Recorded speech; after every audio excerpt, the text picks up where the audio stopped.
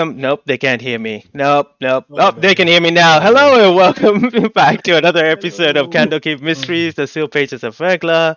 We are the Rollers of Fate. My name is Mo. You all know me. And as always, by my side is the Governor, the Superintendent, the Warden himself, Cisco Blanco. Hello, and welcome you all. Always a pleasure to have you here. Yep, yep. Looking And forward to. his eye is always watching over our convicts.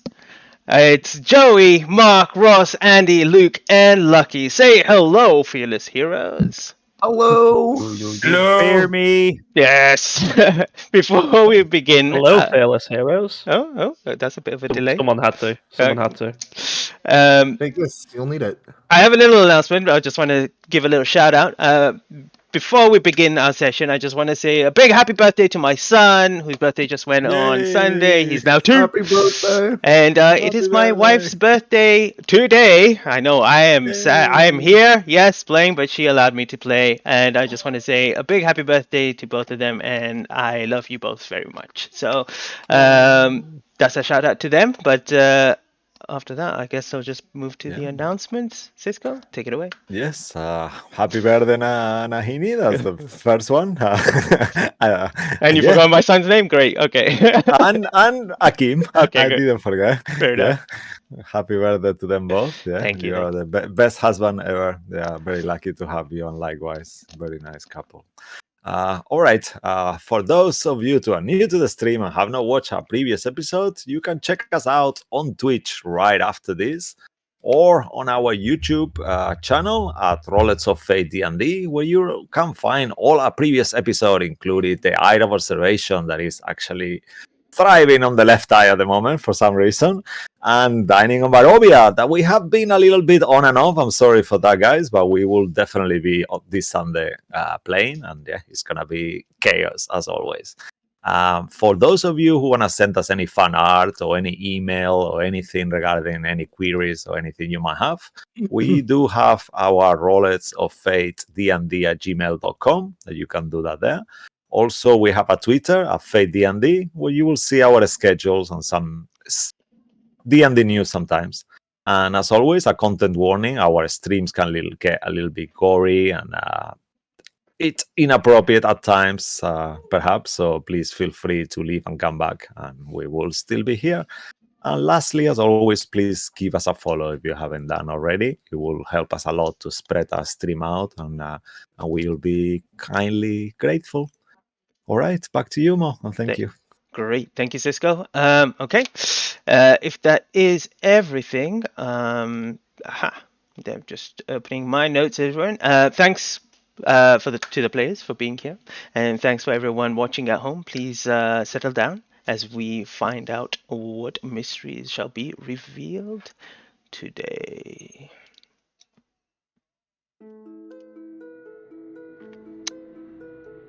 Previously on the Seal Pages of Verglas, the Cox found themselves in a cult meeting of the Dragon Queen, hosted by the members of the Scales, which included a familiar face and an old companion, Grey Van Drek.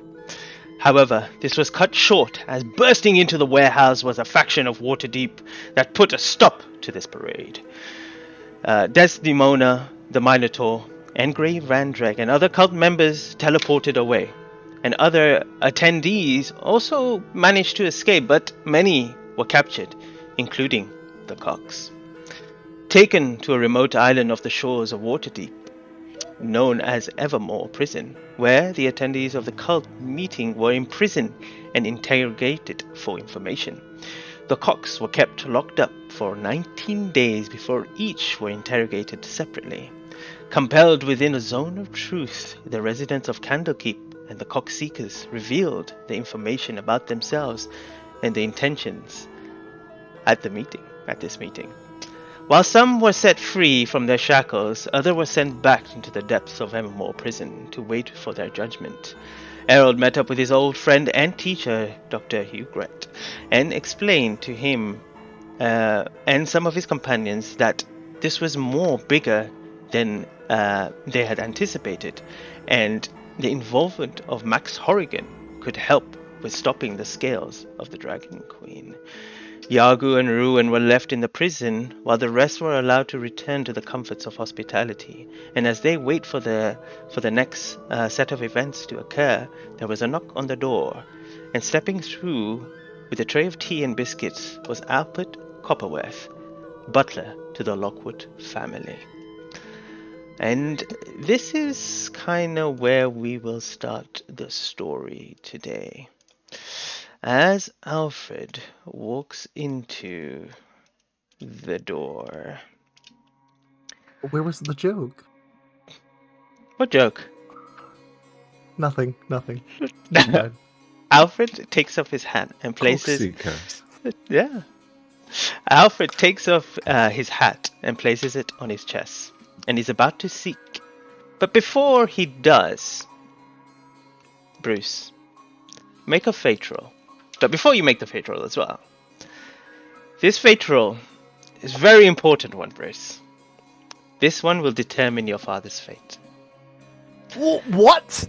On a success, his fate will yet to be determined. Wait, are you serious? Yeah. But on a Everyone fail, led with that? No. His fate is sealed.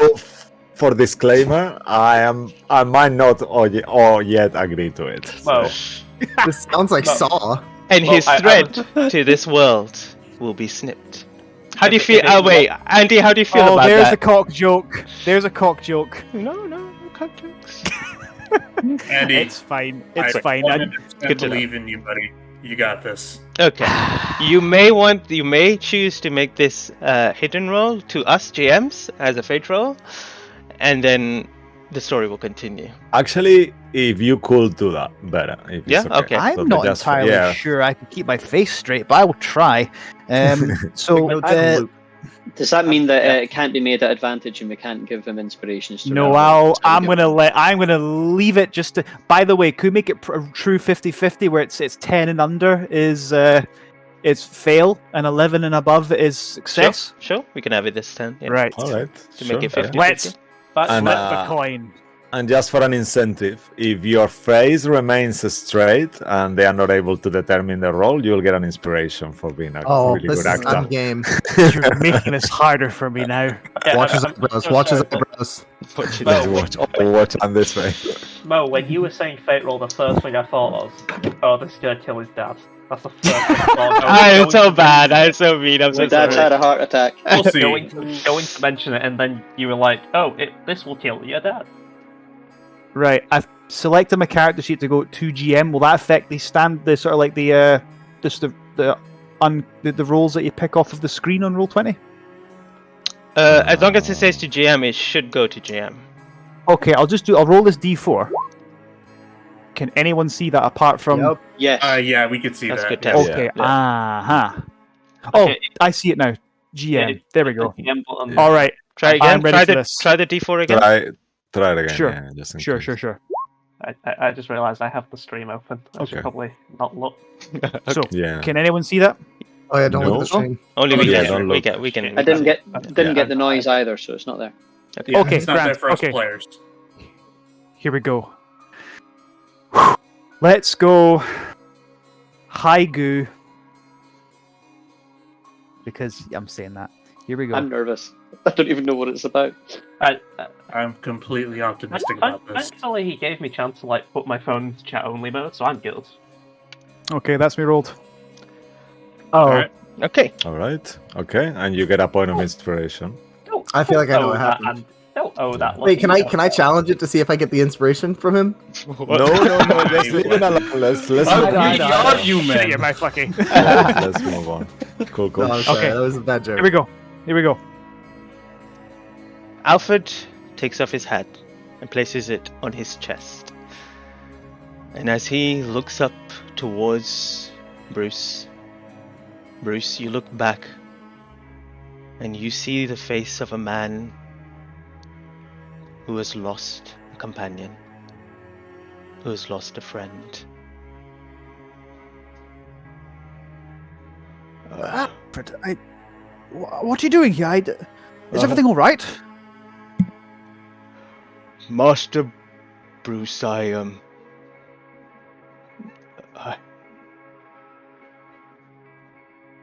I regret your.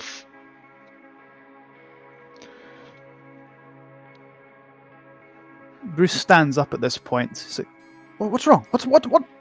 Alfred, speak. Look at me. What's the matter? He kind of looks around. Is father taking a turn for the worse? Is his illness getting worse? His ill does not affect him anymore because he is no longer in this world. I am sorry, Master Bruce. We tried everything.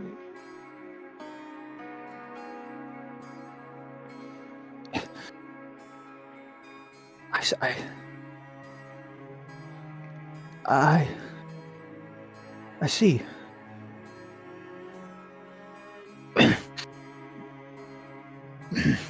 When? About 8 days ago. When he took a turn for the worse, I thought you might be at Candlekeep, and I went there straight away, but I didn't find anyone there. And then I tried to send you a message through magical means, but nothing was getting through to you. So I returned back home and to the manor, and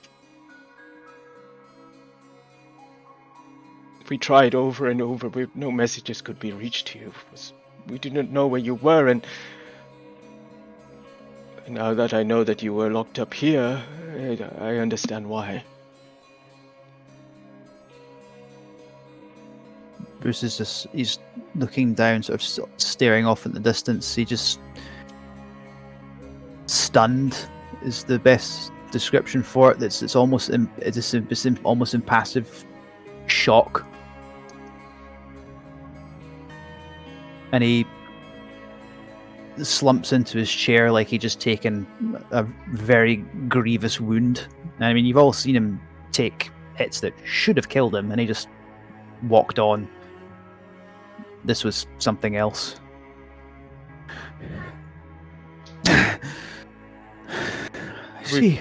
We waited and waited after he passed, but the mistress, she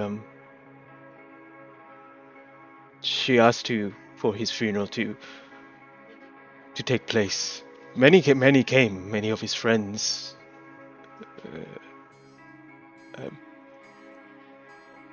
We didn't know where you were. We are sorry. Oh, Why are you He's still not looking at Alfred. Why are you apologizing? I was wasting my time on some fool's errand that had me placed here. I don't...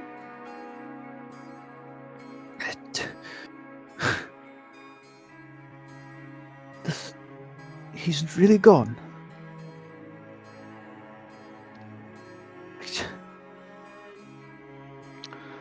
He just sort of leans on the table with his...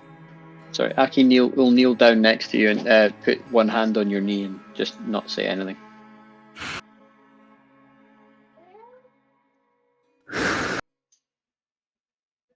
Did the wardens of the prison receive any letters? Or messages of any kind from you? From the estate? No, we didn't know where you were, and it was only recently that we found out from Hugh Gret that you were here. Bruce glances briefly at Errol at the mention of his mentor, and before sort of staring off into space again. I see.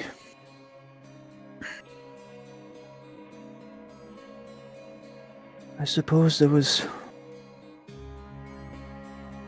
one more opportunity for me to let him down. No, Master Bruce. You Alfred, did not feel left down. Alfred, perhaps he did not, but I'm grateful beyond words that we were able to mend our relationship, but I did. I was unable to help my friend Jagu with cleansing his lake, the thing that may very well have healed him, and not only that, I wasn't there for him in the end, because I was stuck in prison, chasing revenge against people who had not even done me wrong. I did let him down. And I know you would never say so, Alfred. You have always been kind to me. It's possibly your greatest quality. But I did.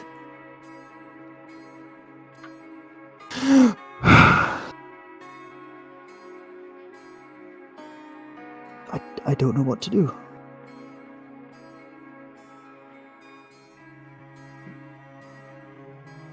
Would you like to go and visit his grave, bro? Yes. Yes, I would. Literally the least I could do. Bruce just Then we looks do sort that. of ashen-faced at this point. Like, again, going back to you've seen him take hits that outright kill other people, and he keeps going, and you've never seen him just look like he's had the absolute stuffing knocked out of him like this. Like, there's no fighting him whatsoever. Like a stiff breeze would knock him down. Master Bruce, I will make the arrangements. I believe the people of this organization wishes to speak to you before you leave, and I will inform them that once you are done here, we will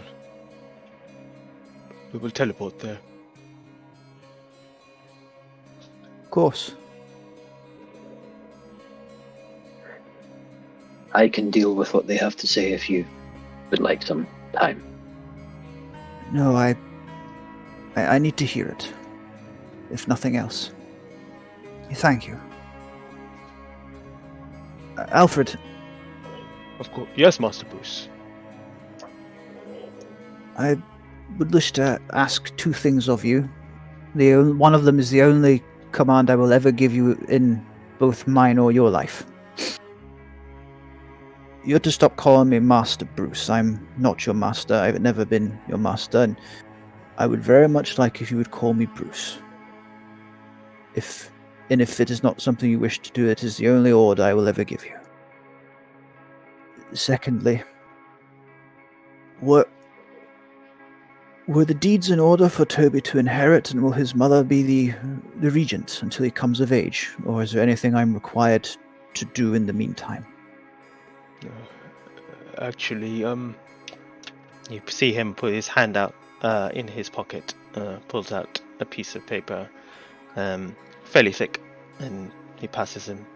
Your father wanted you to have this.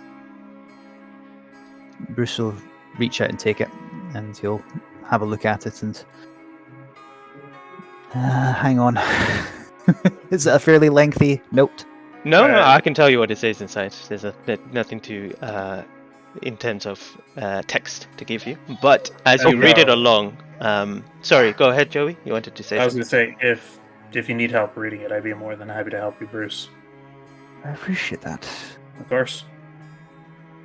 If you don't mind.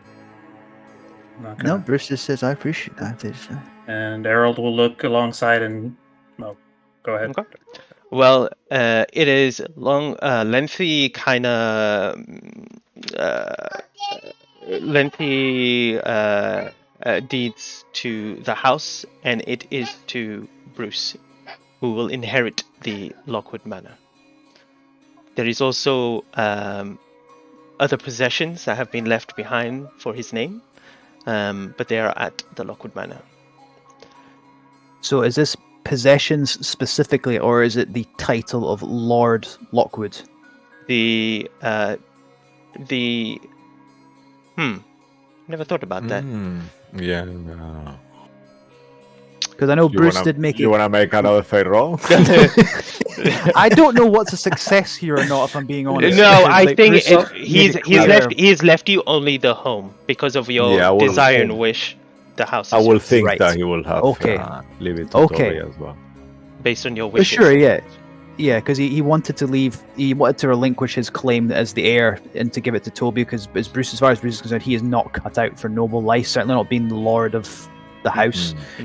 And by all accounts, Toby has a better mind for it, even as young as he is. And obviously, Yeah, his so- mother is still would be a capable individual in the meantime until he's older. He'll say, Yeah, Esmeralda will be the kind of like consort until then, I guess. yeah, or he'll whatever. say, the title of the Lockwood family has been passed down to Lady Esmeralda and Master Toby, but the house he left to you.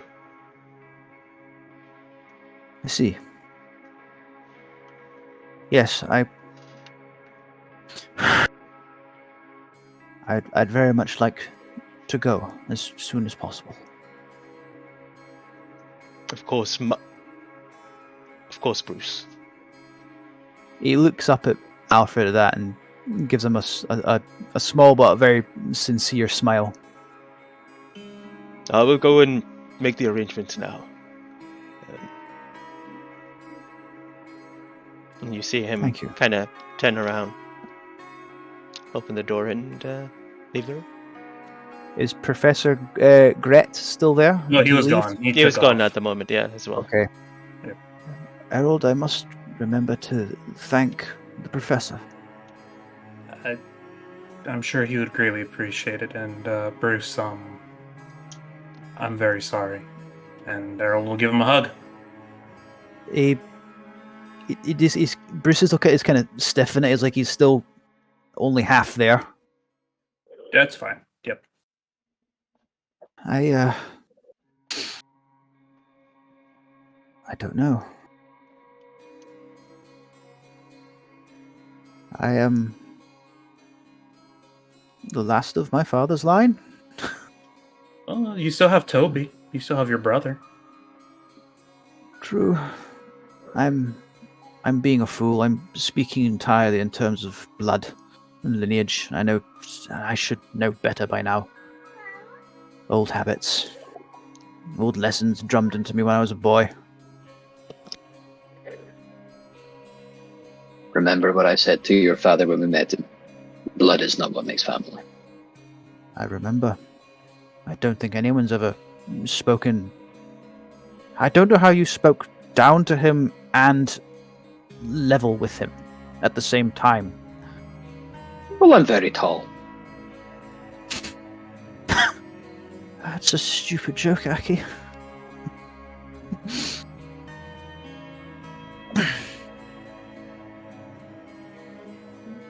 We should get going to try seeing if maybe I can go and talk to some warden or something about the other two. If you two need a minute. Please. Me and Ziggy can go. Thank you. Ziggy, you coming? Sure, we'll be on our way. Alright, and you can do the talking. You're a lot more charming than I am. We try our best.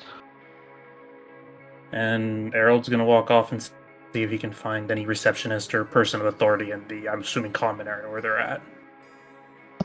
All right. As you two leave the room, Bruce and Aki, you are left alone in the room for now. Aki will kind of shimmy around in front of where Bruce is sitting and sit down cross-legged. I'm sorry. I'm sorry it happened while we were here.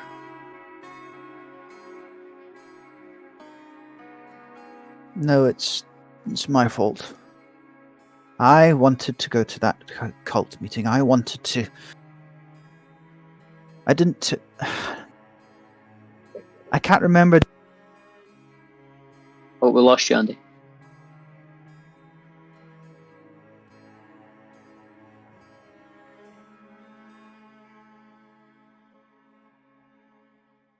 Battery? How's that? Better. Is that better? Oh, how'd that pop out? Okay, where was I? Says, no, Aki, no. This is entirely my doing. Above game, did Bruce say to everyone what he realized his real reasons were for hunting down these cultists, or did he only say that in his interrogation? I can't remember. I think he said it during the interrogation. Yeah, Just I the think- interrogation. Okay, yeah, that's I fine. think so too. Yeah. Sure, thank you, sir. Aki, I was lying to myself, and as it turns out to all of you, I didn't want to go out as cultist for because that's what Bruce wanted. I wanted it too. I wanted them dead. I wanted to hurt them. I wanted to visit all the pain they've inflicted on so many 100 times over. I wanted to look them in the eyes. I wanted them to know I was the one who did it. I wanted them to know. Then this bloody fool's quest for revenge led to this. I wasn't there where I needed to be. Bruce, we Matt- went there for family as much as what was missed. Yes, of course you want to hurt them, of course, but we decided to go for Nadalia's sake. I don't think it's the company any of us would seek out, because it was Thursday night and there was nothing better to do. That's just it. I knew Nadalia would not be there. Why would she have been? How could she have possibly been in this whole godforsaken world? Well, some people turned up we did not expect to be there. It does not seem to be completely out of the question. You were there for maybe some darker reasons ultimately, but you went for good reasons. You went for family as much as it may have cost you some. And we've been locked up for being in the wrong place at the wrong time again. Hmm. So we may need Forest Grey in the long run, but clearly they're not that much better than everybody else. Just bloody typical they're called Force Grey. Yeah.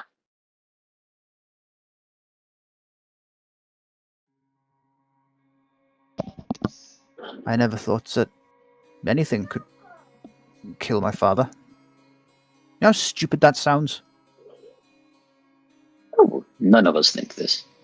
I am still convinced my very elderly halfling mother will live forever. Do you ever regret going on the road?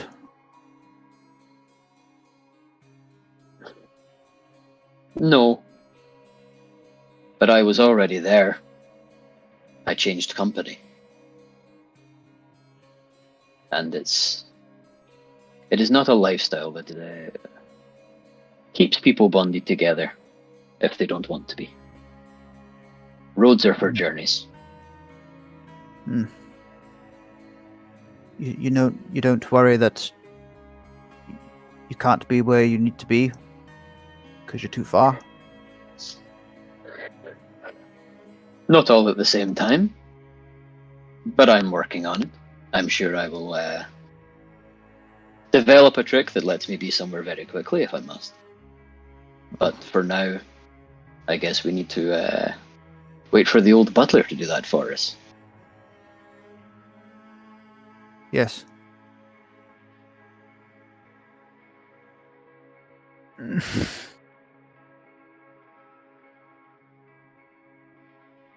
I've been thinking about what brought him and my mother together.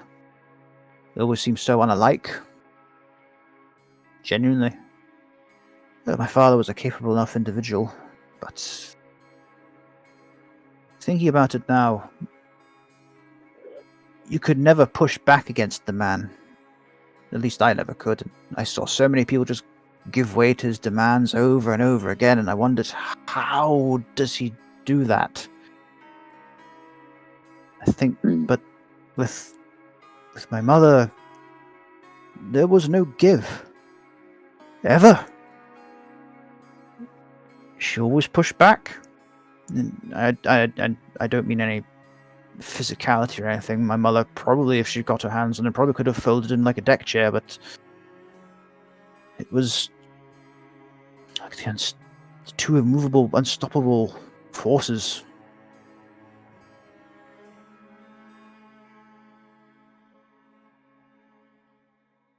She never. He would push, and she would push right back. I only ever managed to do it once with him. It was the last time I saw him. Only time he ever listened to me. Maybe we should move finding your mother higher up the list.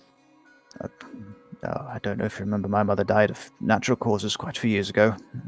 Or her clan. And some answers. I mean, it just seems so small now, that desire. I'd still like to. No idea what I'd say when I got there. It's like, hello, do you remember Drenna? Oh, good show. Well, I'm her son. Hello. How's life? It seems so childish now.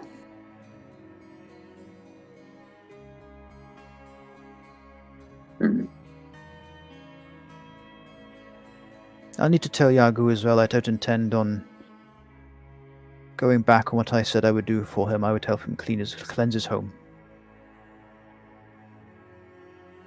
Well, the more I think about it, the more I wonder if that is where we are going to find ourselves eventually anyway.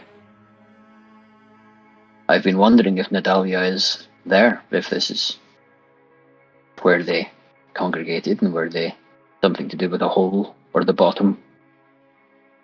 Possibly metaphor, maybe. Maybe. Well, right. If Force Grey have information that help with that, I suppose we should listen to them while we are still captive here. I don't intend to listen to them much afterwards. Yes. On then. And he'll stand up. I was going to say, Aki will reach out a hand and help pull you out a chair. Yeah, Bruce is actually very shaky. Kind of almost jelly-legged.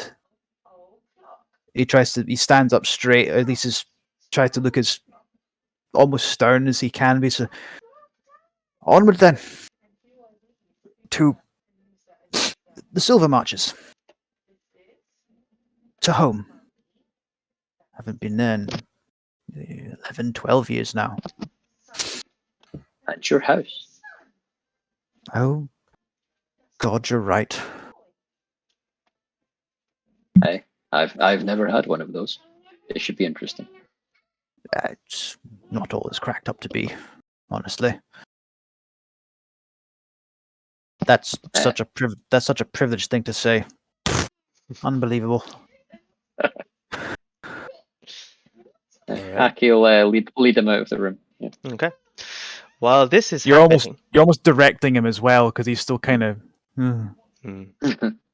As this conversation is happening, Errol and Ziggy, as you step out, immediately there are a bunch of people walking past this door. You see them. This is like a busy kind of pathway, a corridor of people just taking papers across or talking amongst each other. People from different factions. As you can see, there's kind of symbology over what they wear. And then you see a couple of things. You see your teacher, Dr. Gret, over there speaking to somebody.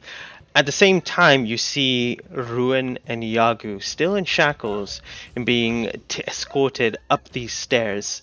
I mean, you both, Yagu and Ruin, you both see Eld and Ziggy step out from this door and look at you both. But before you could even speak, you are pushed upstairs and Come on, keep going. taken upstairs. You see Dr. Gert kind of turn to you and see, and he goes, "Oh, hey kiddo, yeah, if you could go get your friends. It seems like the Force Grey and other faction members probably want to speak to you all now. Make a couple of decisions based on what you've told us." That sounds fair. Thank you, Dr. Gret, for everything. I've already said that. The other two will be joining us shortly. Are you gonna be there for what I assume sounds like a trial? Oh no, it's not really. It's not a trial. They know that you guys are involved in a way, and I guess they want to share some information with you as well as I guess come to a decision. No, they'll tell you more about it once we get up there. Thanks, Doc. No worries. We'll be right there. Ziggy, we should get going. Unless you got anything else. Yes, on the move. We should be looking forward with the news we just heard. All right. And then you see the door behind you guys. After that, just open, and Aki and Bruce are stepping out. Oh, hey guys. We're gonna go upstairs. They're gonna talk to all of us. You guys okay with going upstairs? Where are Ruin and Yogu? They're upstairs too. They just took them upstairs right now. So. Oh. I assume. I'm gonna be honest. It sounds like a trial to me, even though Dr. Gret said it's not. But it kind of sounds like it. So. Trial. I mean, they're just gonna tell us information, I guess, and then decide what to do about. I'm assuming the other two and us. I'm really hoping it'll be just information spew and then they'll let us be on our way, but we'll see. Oh, Harold, I think we're being recruited. And Aki will kind of just Is it recruited if you got no choice? That's called conscription. That's, Onwards. All right. Sounds like a good idea to me. As you guys follow behind Dr. Grit, you're taken up the spiral staircase and up higher up the red tower that you guys are in, and eventually come to a wider and bigger room, which is actually up a ladder. And once you guys come into this room, it seems like this seems to be a room. Let me actually give a little description of it. And change the music as well. All right. You see, there are stacks of papers and files on multiple desks that have been kind of scattered across this room. There's empty cups of drinks or half-eaten food that has been kind of set aside to be eaten later or forgotten in this kind of busy environment. In the middle of, or at the back of this room, there is a large kind of pin-up board where there is the map of Faerun, and on each side of it there's been kind of attached boards which have like maps of other areas of continents of Toril, the world that you are in. Sitting on the side on a chair is Ruin and Yagu. And sitting behind, well, standing, I guess, is the dark-haired, smoking, kind of long coat wizard that you knew, that you heard referred to as Kane. He's just kind of standing there, kind of looking Human, right? Human man, yes. Okay. And then next to him, kind of just I don't know, what is Helix doing? Yeah, you see like a quite tall and lanky tabaxi with grey fur, bright blue eyes, clad in heavy plate armor. His hammer is on the corner of the room, kind of like a side. And he's just going through some papers, kind of with a serious face, keeping composure. He ushers you guys in. You're here. All right. Good. All right. I guess now that we have you here, you see Hugh Gret is actually just sitting on the back, with a drink in his hand. And then there's no one else in this room. Well, for what you can see. Right. If you want to grab a seat, just grab a chair and sit down.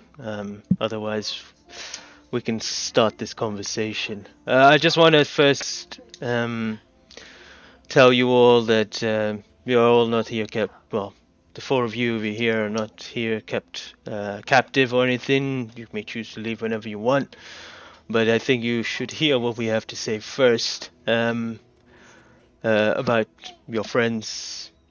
Well, here and then Yeah, See- Helix see where we go from moves there. his papers 1 second and he says, Yes, it will be for your benefit. You better stay here. Very well. And Errol just grab a chair. All right. Well, firstly, if you have anything that you guys want to say, I mean, I'm sure that I'm no person to apologize or anything like that. So, but if you need an apology, sorry for treating you the way it is. But you guys were in a situation, and we tried to deal with it as best as we can, knowing the threat that it has on the world. We got anything to say first? Well, for what it's worth, I do appreciate you guys didn't use lethal force, even if we were in a starving prison, but that's besides the point. I do appreciate the use of non-lethal force, so thanks for that, I guess. We are no savages after all. You don't need to thank us for that, but yeah. No, thank you. We take more of a yeah. Aki's leaning against the wall as close to the door as he thinks he can be, not trusting he's going to be allowed to leave. No, not savages. No. And he's biting his lip as hard as he possibly can. Bruce looks miles away. He's barely there. Right. We've discovered some information from our interrogation about your companions here, which kind of ties into the Dragon Queen herself. All this that you've been seeing around is to do with her and her emergence back into this world. And if she does come in, it's not really going to be a pretty sight for anyone. You could say it's probably going to be the end of the world. But, yeah, from all the people that we have interrogated, your two friends here seems to have a little bit more involvement than probably you know already, or you don't. We'll start with the total here. Yagu is your name, right? Yes. Jago. Right. Yeah. He's pretty much told us he wasn't. I don't think he's withheld any information that we've asked him. But he has apparently had interactions with the Queen Mother. I mean, the Dragon Queen herself. Did any of you know that? We all did. He rejected her. I nearly threw myself at him blade in hand when I found out until he told us that he'd rejected her. It's her influence is very chaotic and corruptive. If she's been in contact with him once, it's a chance that she may try to contact you again. You are protected at the moment from any conversation right now, so you won't be able to receive any messages from anybody, from anything at the moment. Ruin, when he says that, you're like, wait, that didn't make sense because Willoughby and Willowban and Celebi contacted you, even though it was broken. You can they somehow still contacted you. He carries on talking. All right. Well, it may be beneficial to us. He looked towards the turtle. That you, if any information can be gleaned from any more contact with her, that you send that information. Are you, Yagu? Are you willing to somehow get in contact with her again? Yes. How far are you willing to go? Depends. What do you offer me if I do so? Well, it's not about offering you anything. This is more about preserving life as we know it. We're trying to stop something from happening. And if And you're a paladin. Don't you have any oaths? He looks at you like super judgmental, like a cleric will do. Well, it's hard to just make drive deals while to- we're shackled. I'm sorry, one second, sir. Yes, I understand. We only release you as soon as possible. You're still quite dangerous, perhaps, alright? But where do you learn? I mean, I'm not saying anything, but don't just drive to save the world in some kind of way, Yagu. Well, What is I'm it all trying to about save- you? No, I'm trying to save my goddess. Alright, so let's say that Eldeth is probably like all the gods and all the creatures in the world will be really affected if the shadow of the Dragon Queen returns. Everyone will suffer. So, I would love to have something to offer you, but that's your conscience to decide. just to see what you would have wanted in return, what did you have in mind? Well, you make it sound like you really want me to contact her, but why? Like, can you at least tell me why? Don't you have like someone else that could do it for you? Why Well, me? It's very rare to find someone that the Dragon Queen has personally contacted. And those that we've tried to capture or stop have fled from our grasp. Or fled. But you know she tried to kill me twice already, right? Failed both times, by the way. I just want to clarify that once again. And it I shows know, me. Yoga. They just don't care. I mean, who says we do not care? Me, Of course we you're care. asking him to do it again. After locking us up, now you I mean, want something. isn't the life of one person potentially able to save everyone worth it? Nothing will happen. You're still alive, right? We're trusting your ability to do this. And what you've done it for 19 days is to lock up people who were on your side. Well done. You're doing very good work. Well, you we- want us to trust you while we're still shackled, and you've starved us. We Oh didn't. yeah, we got in with the shackle. Okay. I feel like we're getting off on the wrong foot here. Look, it would be within the Force Grey's best interest if there was a way to help Yagu's lake, because, Yagu, correct me if I'm wrong, I believe you did mention your lake being involved with the Dragon Queen. Perhaps if we resolve that issue, it'll be easier to get assurance to contact her, because, as I recall, it was technically Eldath's behalf that stopped her from killing you. So, by extension, we restore the lake, we restore Eldath. This becomes a lot less risky for our friend. Everyone make a perception check, actually, at this point. Hmm. Sure. While you mention the lake. Ooh, nat 20. Ooh. God. Put it- As Wait, well what as That's a 22. That's pretty good. while you guys are Isn't- rolling as well, you notice that Helix touches his holy symbol and kind of like say a quick prayer and make a sign, and in front of the table fills up with a very austere kind of like church food, like you would imagine when you will have in a church meeting, you know, like bland milk, kind of like stuff like that. So the table is full, and he looks towards you, I Aki, love that as you spell. said, they were starving, so he created food for you. Errol will just take a leap and just, may I with the bread? I Yes, assume. please. It's for everyone, just bread. to make it more comfortable. Just to show that I'm still shackled, I will take my head because I assume my hands are cuffed, and I'm just gonna slam it into like a bowl.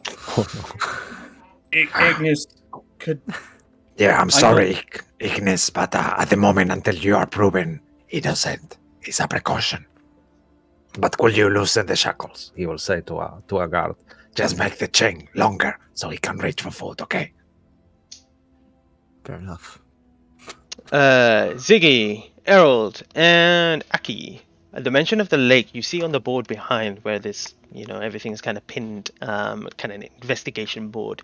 You already see that there is already like a pin on the lake itself, and it has like some information on it, but you can't read it at this point. I guess Ziggy, with your natural 20, you could potentially see what it says with your keen eyes.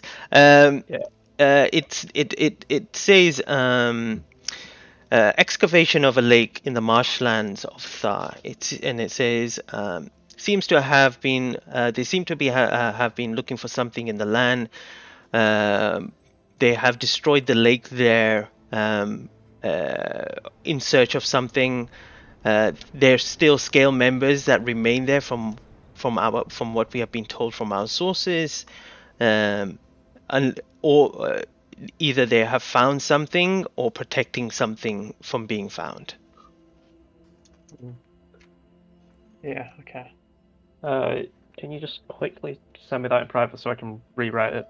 Okay. But Yeah, yeah, I'll send I'll send it to Coolio. you if it's okay. So with that in mind, Errol will just say. You. So that would be my proposal, but judging by that, you might have already looked into it. Yes, we've been looking at a lot of situations. You can see it from the board behind. But before we go into all that information behind us, back to you, Yagu.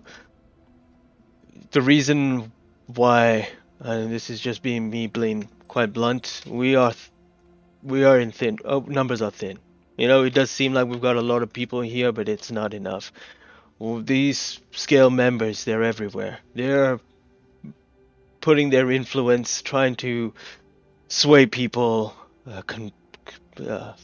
cheating, lying, whatever they're doing to kind of cause chaos, mischief, as well as change people's beliefs for her return.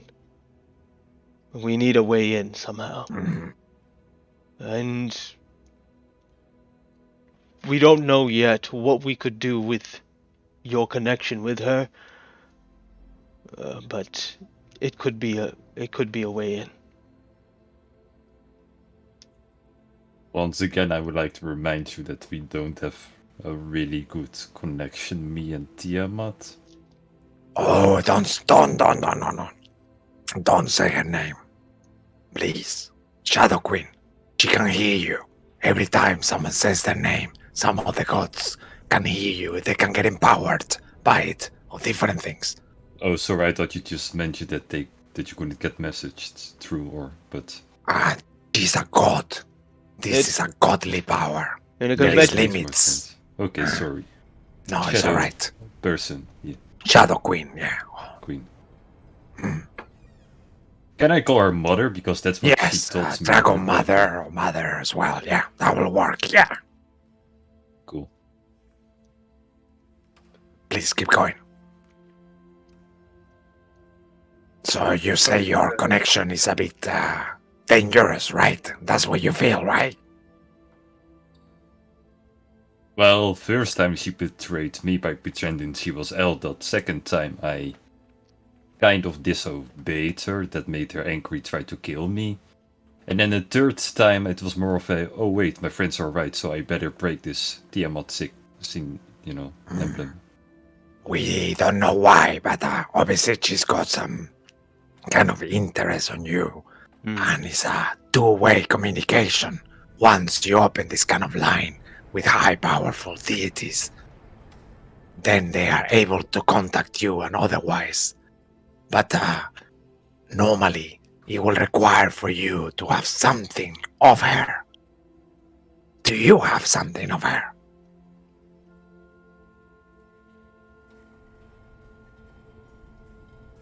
I don't think so. Maybe the 2 swords I have. Maybe they are hers, I don't know, they seem kind of evil. Oh, by the way, does magic still work again? Sorry.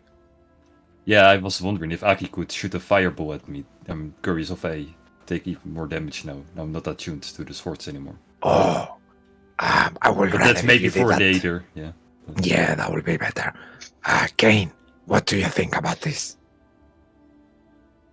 Well, we need to know, Yagu, if you are willing to take that step towards that direction. I'm not too sure what your beliefs are and if you're allowed to, based on your oaths, I guess put it in a way, try to dupe a god. But it might be that, like my friend here said, she has a special interest in you. Potentially your lake being part of it as well. We will protect you. He looks at all of you as well. We will protect you all, if we can. All right. Well, I think it seems like it's not it. We're trying our best. As Force Grey and other factions, we're trying our best to try to stop this. With the Harpies, they've done it before, but this seems even bigger. Her influence is even wider.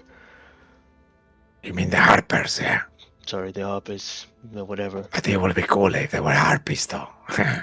He kind of smiled for a second. No, I'm just teasing you. And he elbows you. Okay.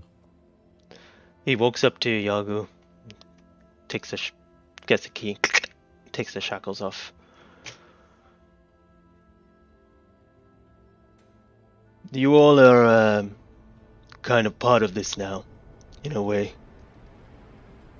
It's up to you if you choose to kind of step in Turn and... your face to being a hero, remember forever. Yeah, that's a good way to put it, Helix, yeah. Destiny has chosen you. You can even walk away and be back to being what you were, just a seeker. Or you can make a difference on the world. Well, speaking of difference in being a hero, I'm not too sure about your other friend here. He looks towards Ruin. What do you mean by that? It's different when the Dragon Queen has to try to contact you and you reject her, but openly seek her power. Well, that just shows more of the opposite. It seems like you are influenced by her and you want to be part of her cause. So now the dark force is strong in you. I'm sorry, I had to say that. I wasn't taking her power specifically. It's just power in general. But if it was her power, you'd still take it, right? Which you did attempt to try at that cultish event. I would recommend perhaps we have an alignment, kind of like a center, maybe that could help you. Conditioning alignment, yeah. I don't need to be conditioned or helped. Excuse what? I beg your pardon. Conditioning? Yes. I That does see. seem to be a bit much. Helix, I have a question for you. I hope you would answer me honestly. Mhm. Of course, yeah. You said, isn't sacrificing one life worth it to save many? Tell me, whose life do you intend to sacrifice? Ruins? Nalgu's? I Mine? will sacrifice my life anytime. But I But you're also wasn't. willing to. You're also willing to throw our lives at this problem as well. That doesn't make you a hero. That makes you a general. We You're are looking for asking. conscripts. We are asking for consent. We are not imposing. This is a choice. Ultimately. That's why we Are are we here. To Are we talk. not here against our will? You're open Well, to you were free. arrested. You can leave now if you want. Oh, No, we I can can't. leave now as well. You haven't been proven innocent yet. But soon. Don't worry. We are working on that. We're not- Guilty until proven innocent. Well, of the course. situation here is, you all seems to be part of this, and ruins. I'm sorry. What do I call you? You've got many names on this paper. Ignis. Ignis. He's part of your group. Yeah, right. He's part of this cock seekers or whatever you call yourselves. Caesar Seekers, yes. All right. Sorry to interrupt. You said we're free to go, yes? But it would be beneficial for you if you didn't. There is, as you can see, there is a lot of information we want to share with you. Perhaps you don't have to accept to anything, but we will share it with you anyway. So we will really appreciate if you just stay for a few more minutes. But yes, you are technically free to go. Is that DM speak for please don't walk the fuck away? Because I'd respect that. Yeah. I respect that. We I all also run say- away. Can I also say, if this scene course. wasn't so tense, I'd be making so many "this could all be an email" jokes. Oh no. That's what it feels like. I'll just say, look, Yeah. it sounds Let me get onto to ye old me- magical email. Hotmail. Mail. Magic mail. Chainmail. Chainmail. Please mail. take some food, relax, drinks. It sounds well. to me, Dr. Gret, he'll say the tag. I'm sorry, what was your name again? I'm having a very hard time remembering your name. To the Tabaxi cleric. Oh, my name is Helix. Helix, thank you. Helix very much. Silvan. Helix, nice to meet you. It sounds to me the concern is, say we all leave and, we don't want to leave without our friend Ignis here, that you're concerned maybe he will be a part of Tiamat. Does that sound about right? Is that the major concern you would say here? He kind of looks towards Kane because at this point. I just realized I meant Dragon Queen. Sorry, I said her name. Okay. Oh, really? Okay. Harold will correct himself. Well, it's a bit deeper than that. We are a bit concerned. As you know, this is a containment facility center for dangerous prisoners and power seekers, and we are just worried. Normally, people who seek power, well, Yeah, he kind of looks at you for a second, and you see on his face your passive insight is good enough to figure out that he knows about you quite a bit, and he says, well, you know what I'm talking about. It's a dangerous thing, and we are not doubting that he's not doing it for the right or wrong reasons. We are aware he's being done quite a bit. Bookworm has vouched for him already, but we just want to make sure that we are all in the same page. That's all. For now. If you don't mind, may I make a suggestion then? If you'd be willing to hear me out. Of course. All of you, please. Anything you have to say. From what I'm gathering also, it's not like you obviously are okay with the majority of us walking out, and I would ideally like to keep in contact with some of you. Your other companion, I forget her name, she had a black staff. She was very direct and straightforward. Badger, yes. She's the leader of Force Grey. Right. Very important. She did mention some good advice, which is if we were to ever come across, it would be a good idea for us to just contact you. Now, my suggestion is, Ruin does Yignis, he comes out with us, and in exchange, we could make this an agreement if you want, or you could put me under a zone of truth.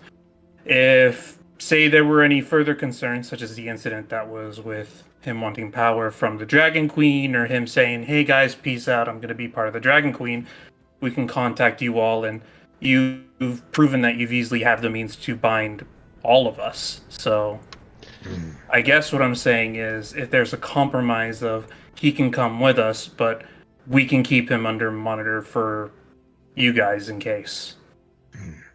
All right, that sounds Instead of pretty- forcing any changes. He kind of looks at Kane again.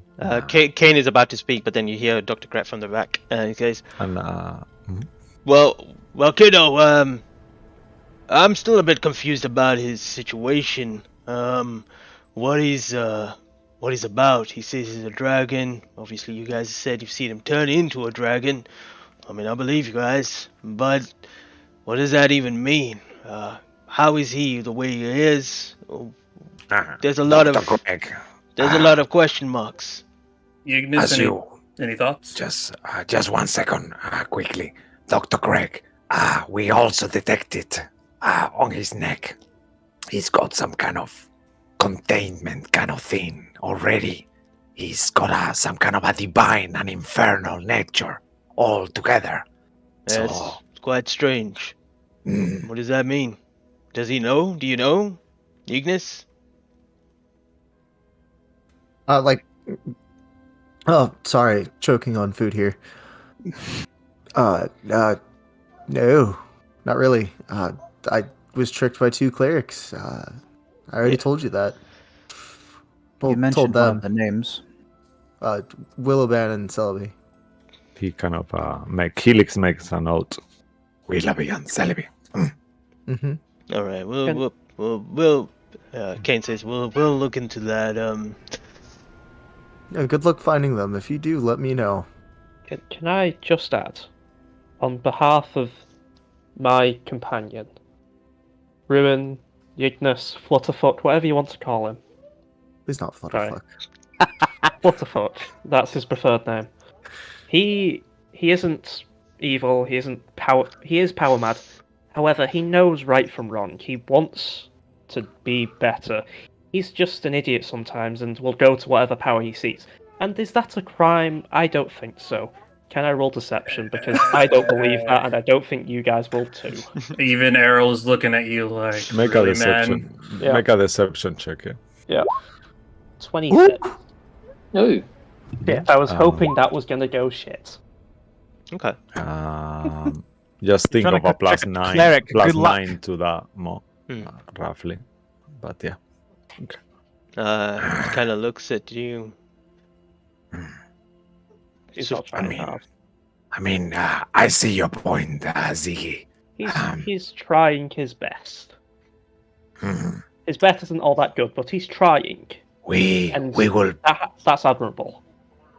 on a different, more joyful note. I know you all feel like we owe you something, and we can only say apologies for you being on the wrong place at the wrong time. But we will be more than glad to offer you participation on our faction, if you may say. But this is completely a secret organization, so would you be interested on having a little input with us? Well, what Helix saying is correct, and you know what? He thinks it's unfortunate. I believe it is fortunate. You guys are all here with some sort of connection with this Dragon Queen, and you know we've been trying to get someone in to the midst of these events that they are happening around Toril, and somehow you guys managed to find your way in. I don't know how you guys did it. Well, based on what Yagu said, you just found the right people at the right time. Bruce No, Willis is right, It people. relies more skill. He swishes his hair back. It relies more skill that we all have. Yes, we believe you have really good, impressive skills. Very good combination. Insight. Insight. Insight. Go ahead. Insight. Make an Nah. insight check. I know I shouldn't. I know I shouldn't believe that. God, how am I Oh. rolling? Oh wait, sorry, 13. I read someone else's. Aki's gonna You move can over to the see table and start taking those kind honest. of big, rude handfuls of food and stuffing it in his pockets. Aki, you might want to take some spices. They're not very. Sorry, Yeah. Helix. I don't mean to. No, I'm sorry for the blindness. Yeah. Bluntness. Get It's some. Get some maybe what I'm salt. used to or- eating. Yeah. I mean, hey, it's very filling. Thank you. This is about information sharing, right? Yes. And we are please, going to walk away, all of With- us, with and Ruth. then we're going to share information after we're gone. So let's start with, do you know where Nadalia is? Do they know who Nadalia is? No, we Who is don't. Natalia? We Yeah. don't know who Dandadia is. I She can. goes by a Bowie. different name just now. All right. She be a young a Lamia called Nightshade. Lamia. Oh. You see that Helix face kind of like cringes. Well, that could be a potential problem. All right, Lamia. Known as Nightshade, What? you said? Nightshade. That's the name she goes by now. And you are acquaintance to this Lamia? I was chosen by Saloon to be for her to be my ward. Oh. We freed her from a curse. Nadalia wanted to be free from a generations-long curse, and we broke the curse, and she was stolen. Stolen by the cult. Oh. All right. So If the you don't next time you cringe at the idea of her being a species you seem to find distasteful, please be aware you're treading on thin ice. Yes, I'm sorry. I didn't mean to be disrespectful. They are normally creatures really evil and enslaving and torturous, very dangerous. I didn't mean to be Lamia's list. All right. Well, It's not a word. It's not a word. Lamia sister just made. Well, Xenophobic. yeah, Xenophobic. fine. Can we have another line reading there, Cisco? Let's try that again. I mean, to be fair, I think it works because Helix is clearly no. very kind of, oh, bloody hell, yeah, that was a bit off of me. So with that in mind, Helix, Kane, Dr. Grat, do you guys have any, I guess, requests of us information-wise instead of action-wise? well, let us share with you what we have. Maybe we can tie in some things together that you understand where we are with our investigation and what is happening in this at the moment with this scales. He points towards the map of Faerun, and he goes, their influences is reaching to other continents. He points down further down from Faerun. This is the continent of Zakara. Over here, it's mostly desert land, pretty hot there. But the forces of Scales have been searching for elemental beings that would join in their cause. In addition, many of the pirates that we captured at this cultist event confessed joining the causes from there. So they have pretty much big influence there. But the sand is endless, and the weather is so hot, it's hard to keep up with their progression there. I can make a history check. Oh. Not a friendly place if you have a lot of fur like me. Seven? I have damn it. inspiration. I'm going to re-roll that because I get the. I don't know if it's worth it, but okay. Well, yeah, might as well, really. 16. Yeah! Did you Oh, win? that's a good Just Ooh. beat what you needed. Aki, the mention of Zakara, south, Mhm. and then you immediately go, wait, that's the direction your mother's caravan went. Yeah. Alright, Right. over here on the west, He points to another continent. This is Ankarome. This place is home to violent elves and Thrycreen, but the land is known for inhabiting many numerous dragons. We did have some communication with a mercenary faction known as the Flaming Fist. You might have seen them around in Baldur's Gate.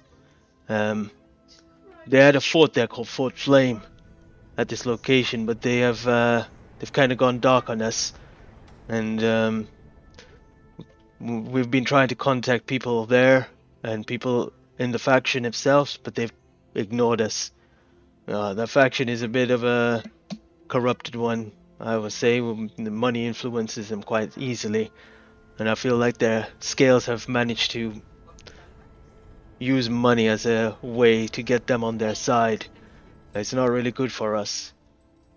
We're trying our best to see what they're trying to do there, but it seems like they're just creating an army. Dragons, elves. I'm so sorry, what was the name of the fort? Fort Flame. Flame. Also, if any of you want to make a history check to see what you know of the Flaming Fist, or if you want to do as well another history check to see what you know about Thrycreen as well. Who wants to do the history check? I'll say history on Flaming Fist as I can pronounce that. Okay. I will. I'll try Thrycreen. Minus for Thrycreen, but I'll go for. So that's two Thrycreen, one Flaming Fist. Yeah. I'll go Flaming Fist as well, I guess. Okay. Nice. Oh, I should have gone Thrycreen. Wow. And tell me what. So for let's see. So for Flaming Fist, these DCs are quite low. So I think everyone pass for both of them. Really, yeah. You go higher than 10, everyone. So you will all, anyone who go higher than a 10 will know that the Flaming Fist is a mercenary company based on the city of Baldur's Gate.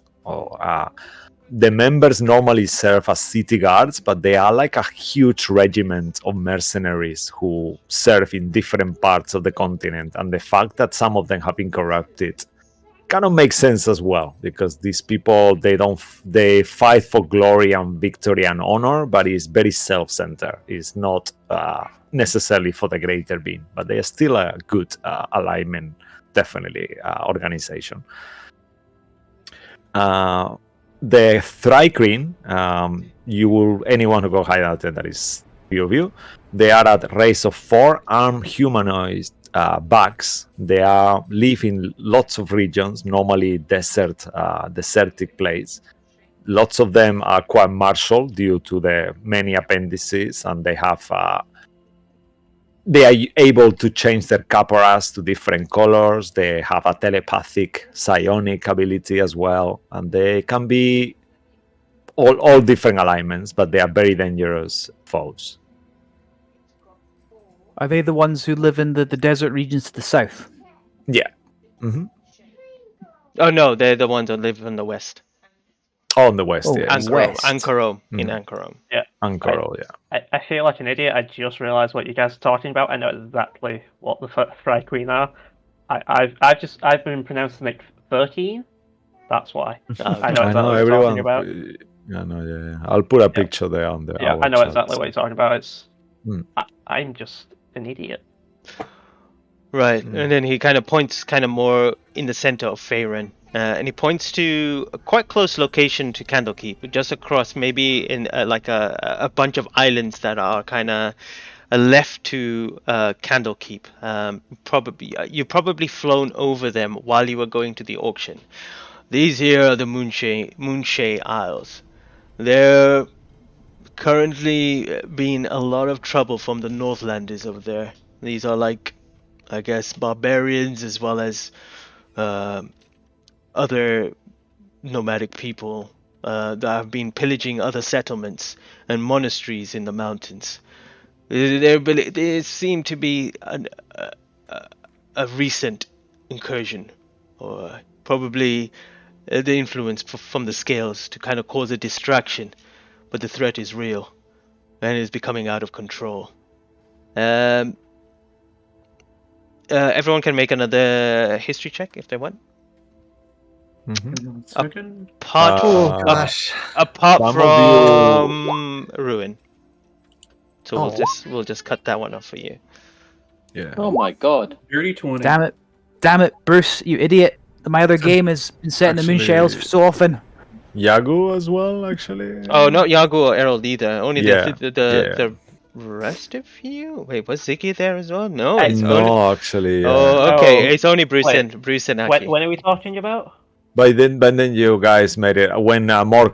Actually, yeah. Let's not spoil anything. Yeah. So you guys make it an advantage, the two of you, Bruce and Aki. Did you meet Morkor, Siggy? No, I was Okay, actually so thinking then- myself. I don't think Ziggy's been to that part of Alright. the world other than the auction. Yeah. Well, Aki, you Mhm. remember very clearly Morko speaking about where he's from, and the monastery is in the mountains in the Moonshay Isles, and you know he's from there. He did mention about things being happening there, like barbarians pillaging and stuff like that. And back then, obviously, we didn't think much of it, but you see that it has some sort of importance and factor into whatever it is now. All right. Right. Now from here, let's go all the way to the east. This is, I guess, the eastest of our country. He looks towards Harold. This is the Thayan Plateau. This is where the country of Thay. We know that one of the members, Max Horrigan, is linked to the part of Thay. Yeah, We're Max Horrigan, horrible person. We're still looking into reason what his connections that they may have with the Dragon Queen, but it is a difficult place to enter, and the Red Wizards have raised barriers to discourage travelers to come in. However, we do have two Drow sisters outside with some information, but we don't have the funds to buy it off them. Yeah, bless their heart. They are so Wh- nice. What are the names of the Drow sisters? And they're famous investigators. Yes, Salome and Mara? Or, what was the other name? oh, God, that name. Maple. What's That's it? the one. Maple. Could Yeah, you guys Maple. possibly offer us some sort of letter of recommendation or do something in case we're on a bad side with them already? And I'll just look at Ignis. Are they the ones that you and Ziggy? Ziggy tried to exalt them, but let's not talk Hello, about the that. consequences of my actions. Well, I Yep. can talk to them without you guys around anyway. That would be better. Above game, one wee question I missed out on something. Where you mentioned the cult recruiting dragons and some of the more violent elves in the world. Where was that again? Sorry. Where the Um, Thrycreens were as well. Anchorome. Same place. Yeah, So out west. Out got ya. west. Yeah, west of Anchorome, them. yeah. Mhm. Right. So Salome and Maple, and these two Drow, are they here or do you know where they're at? Yeah, they're just downstairs, sitting Alright. down. Yes, the problem is that they are really expensive, and we are. They said they were going to sell the Struggling. information to some people, but at Candlekeep, but then they decided not to because there Yeah, was some. that was myself and that guy right there. I don't Yeah, I don't know what I you're believe- talking about. I was No, not there. I believe cannot she prove used that. the word annoying one. Yeah. Yeah. Well, that's money true. is a resource that comes and goes. I will figure that out as soon as I talk with them. So, they very good. East raised barriers, possible information. I Guessing mean, there haven't the, been wiz- any the portals. Wizards of Thay, they keep to themselves most of the time. That it's like very, very difficult to find information, and if you're caught, I guess you just go missing. Yes, Oh, I know. they don't really follow the same laws than we do. They have their own sets of law. No, they So- certainly don't. Yeah, it's very bad. We've had infiltrations that ended on people blasted by magical missiles and holes on them. So, not the kind of thing you want to do every day. And I guess the last but not least is the lake. I saw some of you, well, as you, Earl, you mentioned before, that seems to be the most recent situation and problem that has happened. There seems to be an excavation happening there. Unfortunately, we don't have the members to go and seek out what's going on there, as we are spread thin across the continent and continents. We don't know. We're trying to see what other influences they have, if they have any on the other continents, but nothing so far. Our hope, it kind of looks at all of you, was that you all could go there and see what could you possibly find. I know that, look at Yagu, I know that that's the lake that you came from, so I guess this would be something that may interest you, or I don't know if you've given up on that place. It'll be shame. It's hard because I know it got destroyed by them. I saw vision. But according to you, there's still people there, right? I think We it's believe there might be, yeah. Because I might remember that they said, or made it seem like that they were done over there. well, They not for, got what they came from. if that was the case, then they would have left. And from our sources, there's still people there. So either they're Yes. protecting something, or they haven't found what they're looking for. We really There don't has- know. There Yagu. also have been an influx of dragonels everywhere. These creatures are like a beast kind of version of a dragon. And they have quite rare, but out of the sudden they just keep popping up everywhere. So we believe that will probably be their mounts that they will be using on the future.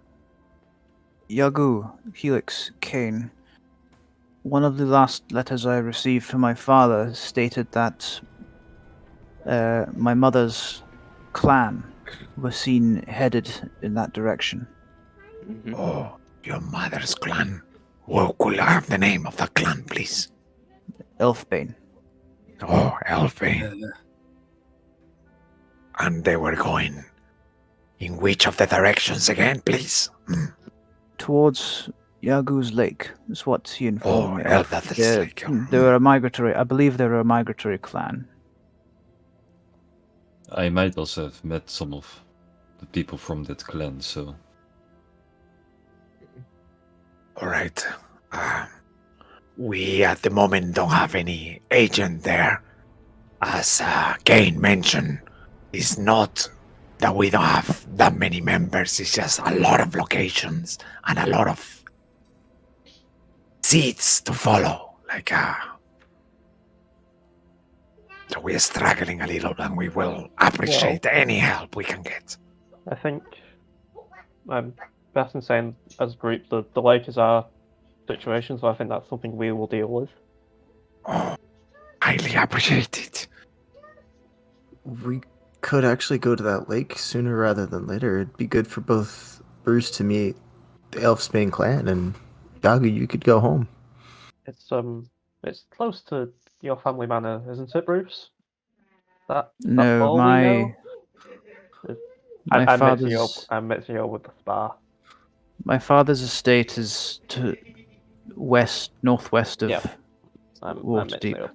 I'm mixing it up in the with the spa. Silver Marches.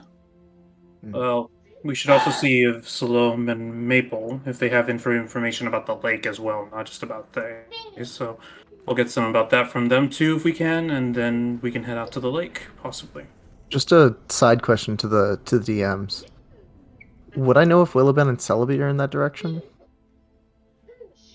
No. The Do last I know thing where they're at? you don't know where they're at, but they did say when you get out, try to get in contact with them. In a sense, Okay. from the message that you received. Thank you. All right. Oh, cool. Well, if you can make your way there and to find out what's kind of going on, I guess put an end to whatever they're trying to do there. I guess that will be one piece of their mission put on hold or stopped. You may be able to take it all down from there. Would you give us some sort of sending stone so we can contact you? We were thinking of something slightly different. Oh.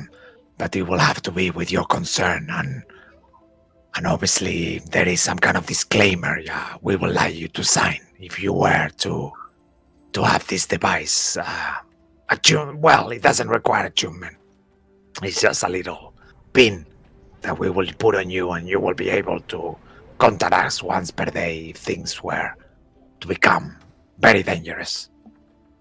But the disclaimer, obviously, is that our organization is completely secret, and we will not be mentioned in any point in any involvement of anything due to the nature of Baja's work. Is that will be okay with all of you? I'll think about it. I am reluctant for 2 reasons. 1, I'm not particularly fond of secrets, and 2, your wrongful imprisonment of us kept me from my father's deathbed and his funeral. Oh, I'm really sorry to hear. I understand that. But do understand that this secret is not kept secret for a reason that people will judge or anything. Our organization's flow and life is meant to be like this. The less people know about us, the harder we are to identify and spot, the same that the Harpers. Yes, of course, much harder to catch. But I'm really sorry for your loss.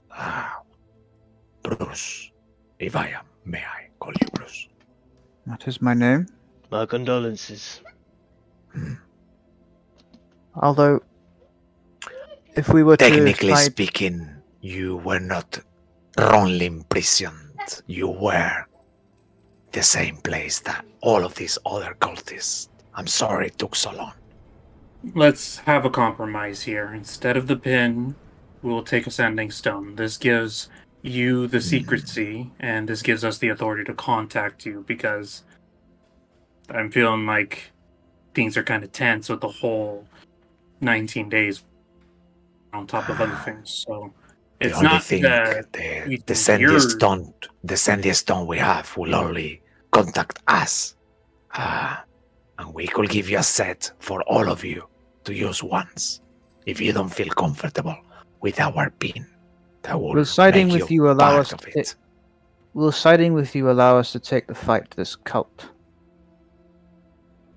Yep, pretty much. And what other Then that- resources could you guys give us to help us? Then I accept. I accept giving the pin. Unfortunately, Ruin, our resources are very limited, and as we already, I think, Kane and I have put quite clearly, we are not a financially Not moved organization.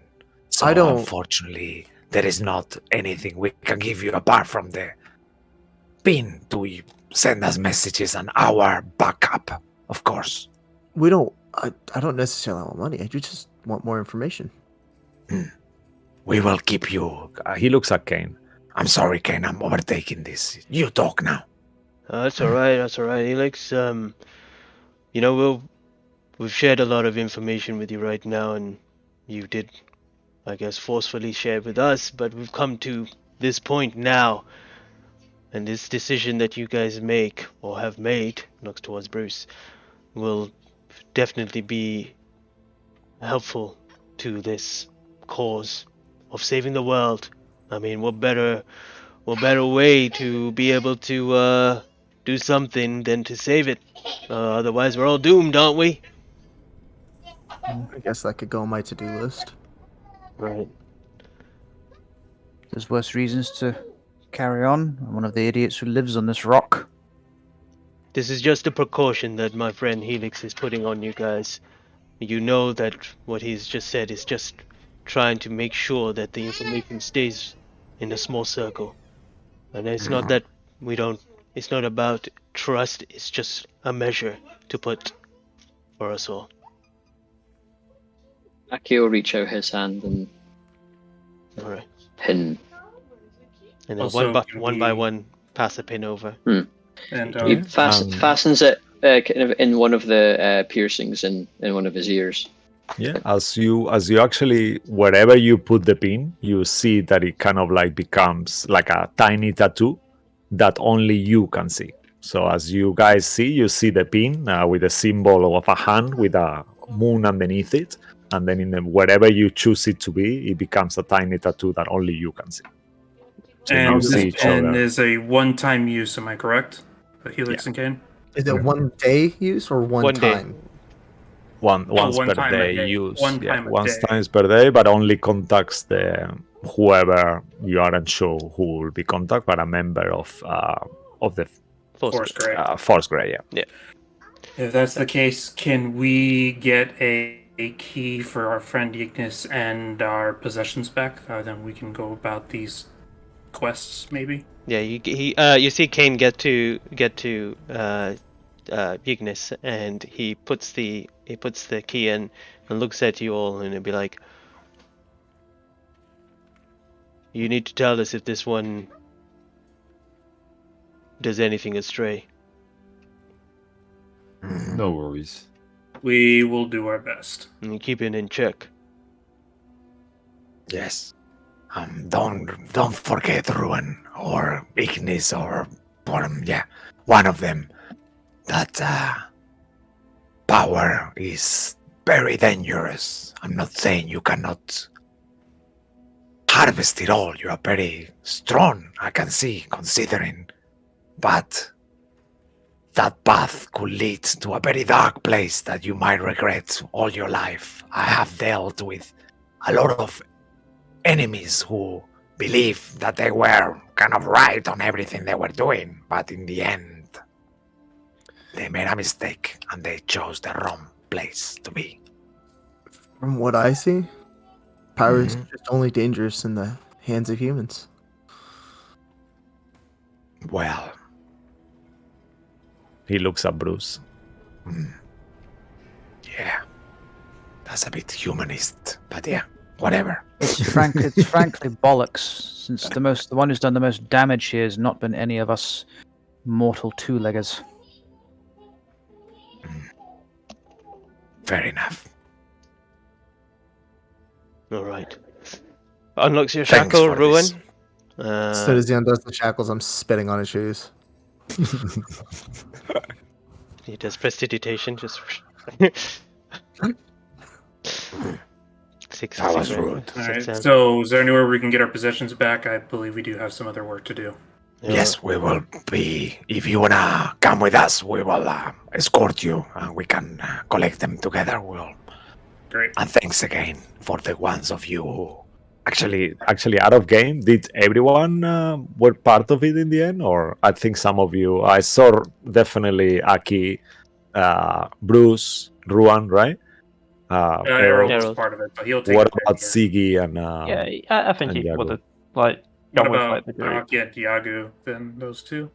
Yeah, Yago? Yago as well. You I were would up for only it. like to ask, in case you want me to contact Tiamat, what do you want me to do? Or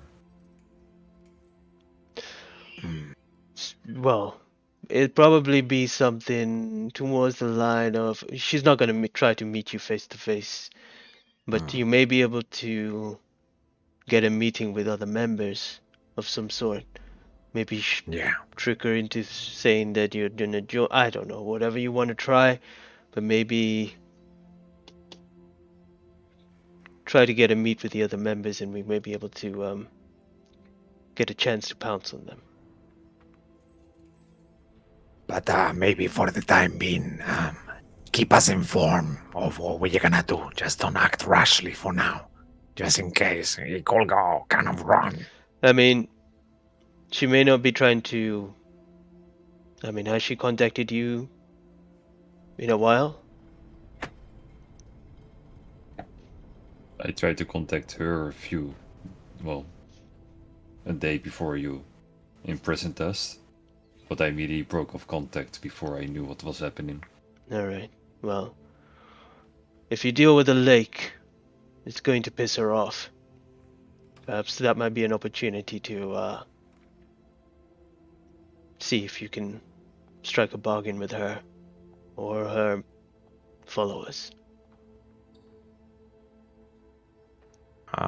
Helix will again touch his holy symbol of Tempus and kind of like contemplate and May I touch you just for a second, Yagu? I just want According to to. this book I once read, it's kind of inappropriate, but okay, touch me if you Oh want. no, don't worry. Don't worry. Cross species, run. Yeah, just run. but he kind Wow, of we're learning a lot about Helix, aren't we?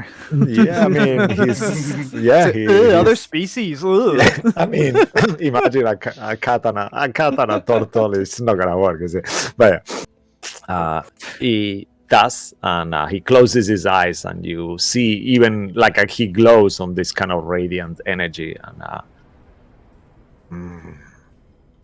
Yes, I don't know what it is. It's not a curse, but there is something, a little essence of her on you somehow.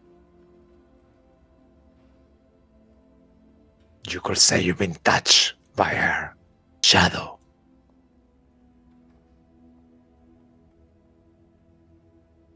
So Is be it aware bad, that, or I mean, it's not ideal, especially in your position, but it's a two-way connection. So that's the good part of it. May I ask Why? for a favor before Mhm. I... Could you do that to me? Oh, of course, yes. All right, but sure. he kind of like as you see that the effect kind of like dies down, and then he starts with the same process again. Does a little prayer, holy symbol shines, his eyes close, and he touches you. And as he does, you see that his radiant light becomes like a dark aura all around him, and similar to what you saw before. I need all of you to make a Constitution saving throw, including also it's Kane as well. thanks, Ross. Hey, thanks, Natural Ross. 20. Whoa. Bring it, Almost whatever natural. godly presence is taking over my friend. Okay, so let me just do a quick roll here. 1 second. Bruce should have no natural 20 here. He's just got no fight in him. I don't understand. Yeah. So anyone who got lower than 22 will take 32 points of necrotic damage, and Does one sec? Does my dark gift count with saving throws? Oh my god! you still have it. So Yep. if Does you it want to count? use it, you tell me. Well, I don't know. It's just a D6. I've got a chance. Sure, let's say that for You only some. need to roll a 2. A 1. Yeah. Yep, Yeah. I'm good. I'm Or good. a 1, Yeah. yeah. Succeed. Okay. That's all I wanted. So me and Yagu then bit the bullet on this. Yep. Yeah. Sorry, Sasha. And you see, all of you see Helix collapses on the floor, and this foam starts coming out of his mouth, very Helix. similar to what happened before.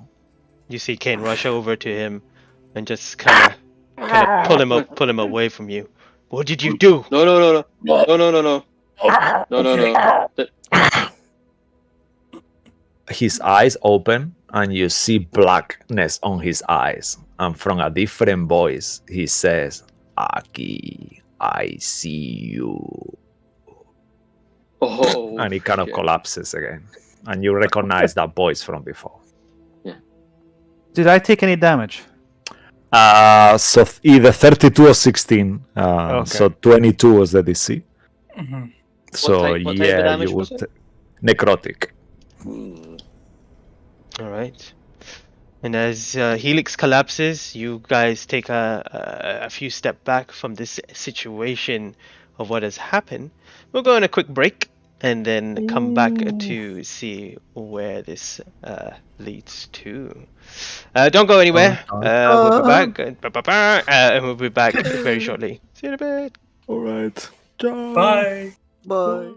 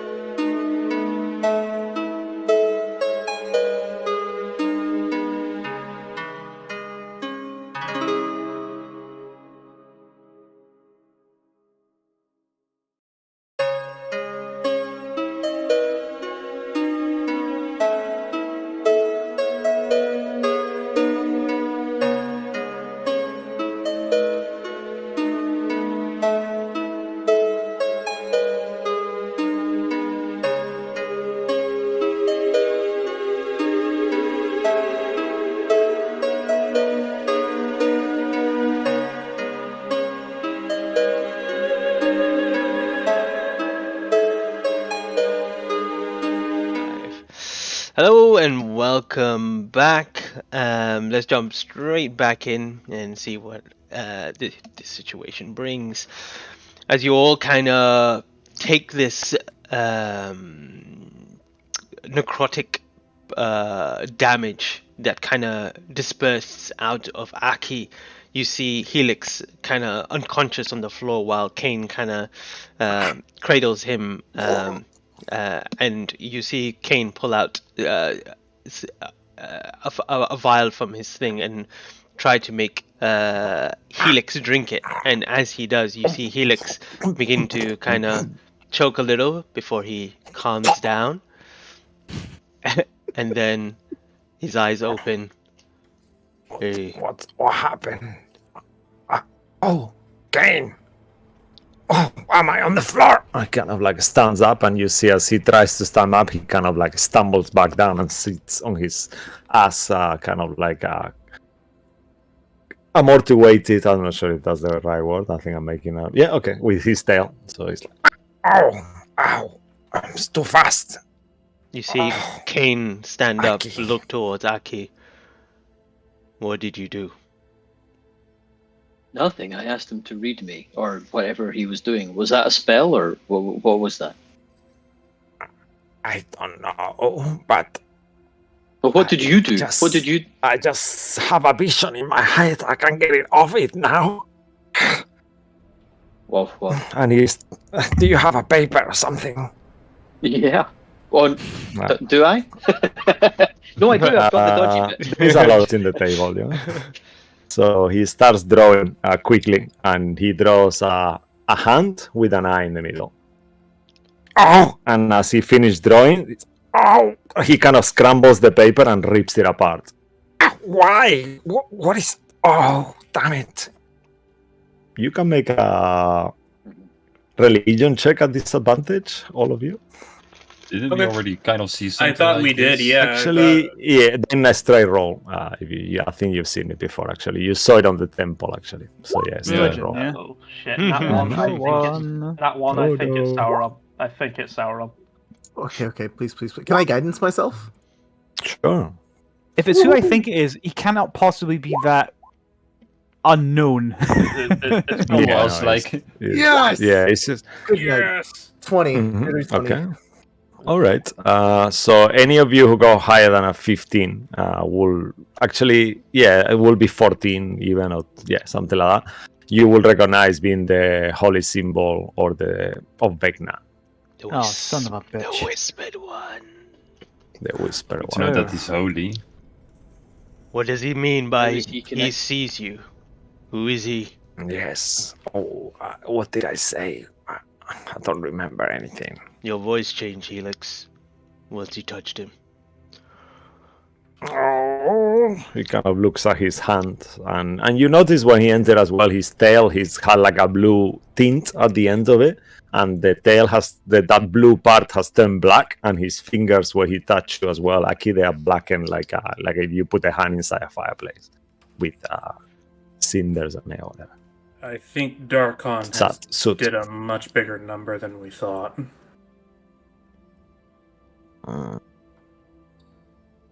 Whatever this is, I think you should escort yourself out now. yes. I don't understand why the Lord of the Rotten Tower is within you, or what this is, or why, or I don't really know. This feels too weird. I need to rest. Yes, please, Kane. And he kind of stays slowly. He kind of puts himself into a chair on the table that you were having the conversation, and he kind of closes his eyes. And you can see physically he's kind of exhausted somehow. Aki, didn't this happen back in the ethereal plane when we got back from Darkon with, what was her name? The seer Madame who Eve. helped us. Yep, Madame Eva. Yeah, something less dramatic, but yeah. Hey, kiddo, maybe we should get you all out of here. I agree. I think we should get our stuff back, and then we can talk to Salome and Maple and get whatever we can. All right. Right, follow me, then I'll take you to the stuff. Thanks, Kane. Helix, hope you feel better. Sorry about whatever that was.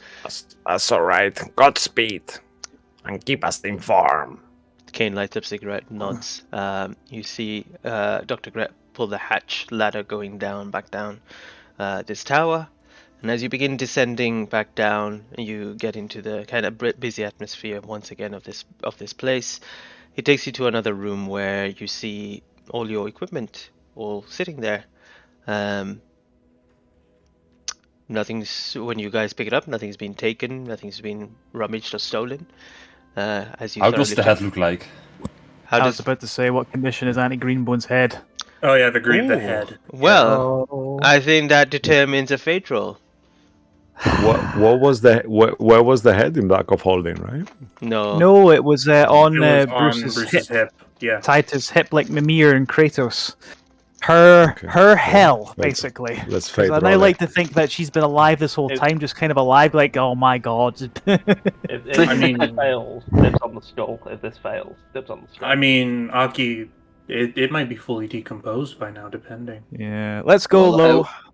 What I've been doing only lasts 10 days. Only half the time we've been in there. Bitch. Yeah, okay. There you go. It's there. Her hell has ended. It's just there. Another F in the chat. I will just there. add something more if you allow me as well. Yeah, go ahead. Who will be as I am imagine you, Bruce, will be the first one touching it or looking at it or going towards it. As you, Yeah, he claimed it, so I was going to. Unless As someone you really wants to do approach something with it. as you approach it, you notice that the eyes remain milky, but instead of being like a milky white, it feels like they have the same blackened color that Onyx and Madame Eva just had, but there is a milky white mist over it, and the whole entirety of the actual head is turned like more like a chardy kind of like looking, but it doesn't look damaged. It looks exactly the same. It's just like blackened. So it looks like it's been very mildly charged, like some flames. Yeah, have imagine you licked at paint it with, like it's not actually burnt, but it's, imagine if you put it on soot, you know, and his eyes as well. But the eyes look very black on the inside as well. You picked it up? Picks up by the hair. He picks As- up by the hair and looks out. That's unusual. Well, as you pick it up in the hair, you see the face just. And the teeth. And the skull just Yeah. falls off. Well, Auntie Greenbones, your hell has now been ended. I suppose it's nothing's eternal. Looks at Ruin. Says, "Are you?" No. Good. It's horrible. Puts it back down on the table. Just, I mean, I'm assuming it's not magical anymore, so Well, I guess.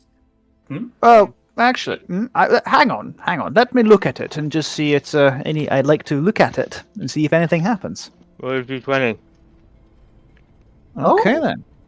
Interesting. It's, 17. 17? What does that do again? Ooh, let's 17. find out. We just- That's out again, I could use it as a spellcasting focus, but I don't think I will now. 11. I get divination. Divination. Okay. All right. Well, Yeah, what yeah, did he want to divinate? Let me just check how the spell works again, and because I- that's involves a question. Is it weird that the Fate Talking subclass Bard doesn't do as many divination spells as Andy does? That is true. Fair, I It have, is I kind have of weird. I have some Alright. help, if I'm being honest. Well- Okay, he looks at the skull, or what's left of it, and will Aki be okay? Will Aki be okay? Well, I think it's like yes or no questions, or because unless otherwise we're asking what is happening to Aki, what is happening to my friend. You. Could I answer more actually? Yeah, go ahead. I think It's because I'm not asking that. I'm going to be a dick and just say, "Why is Ruin such an asshole?" Well- but I'm not doing that. Well, let me just message you something first, and Yeah, then okay. use Yeah. that as your to determine your answer. Template. No, Well, not just tablet. yet. Just It doesn't have determinate. to be a yes or no question, by the way, Andy. Yeah, I They just can checked. answer I with misread only it initially. So after I say, hold on, Ziggy. You can have it in a moment. I'll just see if this works. I asked the question. So if it doesn't work, you can have the bloody thing. So while Okay. they're doing that, I'm just gonna go up to Yago. Hey, I'm gonna go talk to those two drow. Do you mind coming with me? I could use the backup. Oh yeah, sure. Appreciate Do it. you mind And if I test something out first? sure. I What do sent you it have in on mind? your phone. Sorry. Oh, okay. I saw something vibrate on my phone. I wasn't sure. Okay. Yagu, what did Cool. you have in mind? I don't know if the DM's are already done with their. Yeah, one Oh. second. I was just saying that while they're doing their thing. Okay. Well, Okay, Aki, okay. They great hack. question, but could you fireball me again? Firebolt, you mean? Because Yeah. fireball, yeah, that's a much worse one. No, Yagu means fireball. He's like, go big or go home. Fire's fire to Joku at this point. Yeah, I don't have another flame arrow, so I'd do it. Got a cold Okay. one. Are you serious? Yeah, well, just do it. I can take it, no worries. Okay. I've Uh, got a revivify. I'll just say that now. It's been 19 20. days. Watch out! It's gonna be a natural 20. Yep. I've think it been here was- before. Yep. I I got think it was the last berries. one, wasn't it? Right, Well, what let's we'll see say happens. is roll it. If it's a natural 20, you do double damage. But if you still, even if it's low, are you still taking the hit? Yeah, he will take off his shell, yada yada, you know. Okay. God, he's done it again. Roll damage. is he T-posing while he's doing it? Hit me. Yeah. He lays So on the it's ground, so it's you have going very advantage. slowly, but I am working on it. 10. Oh, As it hits you, Yagu, the blades on the table ignite, and you take Oh, 20 for points of fuck. fire damage. Even Oh Jesus Oh, Christ! we're after you attuned to are, that. yeah. Oh, sweet. I Okay. knew it. How much health is Yagu at? Right now, He I should get still be 75. alive because he has more than I No, do. and he's I'd he's be still alive, but he's taking damage from Vicky and now this thing. I'm assuming he's at around like either 30 or 20 something right now. 24 HP. Like, 24. Okay, I was kind of close. Motherfucker. Yeah. Yeah, he's fine. He's fine. I have Yeah, the healing. the wounds have been cauterized. It's fine. So let's see here. After that, Errol's gotten And his as equipment on. as you look at the, we go back 1 second to the scene with Bruce on this on this head. As you look at it, as usually, you see it's kind of like half fallen face, whatever remains of flesh, kind of starts to move like kind of unhingedly, and it says, The traveler embraces the dragon's heart. He will be okay.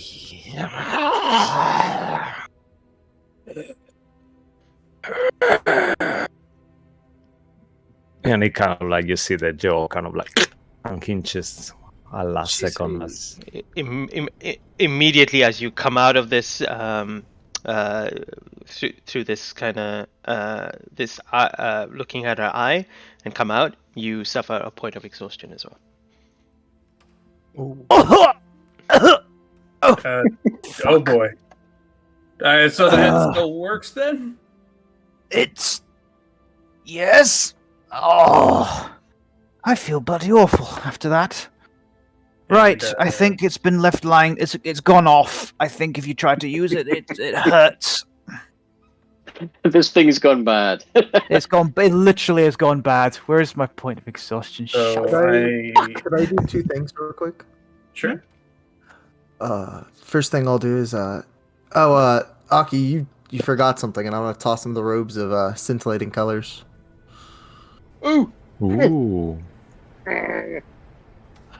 I think What it'll do look these things better. look like? I would imagine it's just a really colorful robe, and it's like an animated robe, so like the colors are just always kind of like a mood ring. And I'm just immediately gonna cast Good Berry, and I'll go to Bruce. Can I offer you a berry in this trying time? You know, yes, please. And I'll just give him a bear. I get 1 hit point. Hooray! Yep.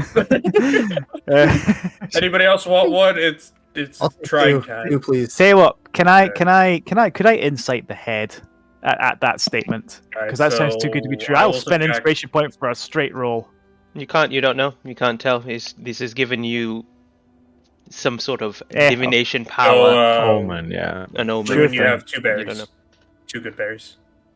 Just a quick question. And- sure. How does Errol? How does Mhm. your berries actually look like? 'Cause I was Normally kind of- they're green, so they're like blueberries, but instead of being blue, they're green. So they're tiny, round, smooth berries that are green that are Mm. about yay big, maybe about yay All big. right, so like kind of Like, like the you know, size of a Grape. little meatball. So it's larger, Like larger tiny. than a normal, yeah. Yeah, I mean it's supposed to feed you for an entire day. Mhm. Yeah, You because know, you so could it is a flavor bit it larger. because you want, you know. Yeah. I was Well, no, thinking- I mean intentionally they're made exactly that size because you know. 'Cause Mhm. I would like to think if you had to It's compare the cool, two, you can. Anything you want. I berries assume they're were. like a sensu bean. Yeah, they are. Mm. Yeah, sensu bean. Okay, yeah, oh, Sensu nice. bean. Yeah. And like comparing it to Oliver's, it is slightly like a darker green, like a sage, compared to Oliver's, who was like a lighter green of berry. If you had to compare the Oh, two, nice. yeah. But So like yeah, one of that's... those massive olives kind of thing. Like Oh, a there we giant go. Yeah, olive. we can go like that. Yeah. But Okay, I'll cool. just offer it to anybody else want one. I got 7. Aki's in the corner playing with his, looking at the new robe. And can I? Do I have to roll Arcana or anything to see if I understand how it works? Oh, I could just tell you. Oh yes, if you know. Yeah. No, not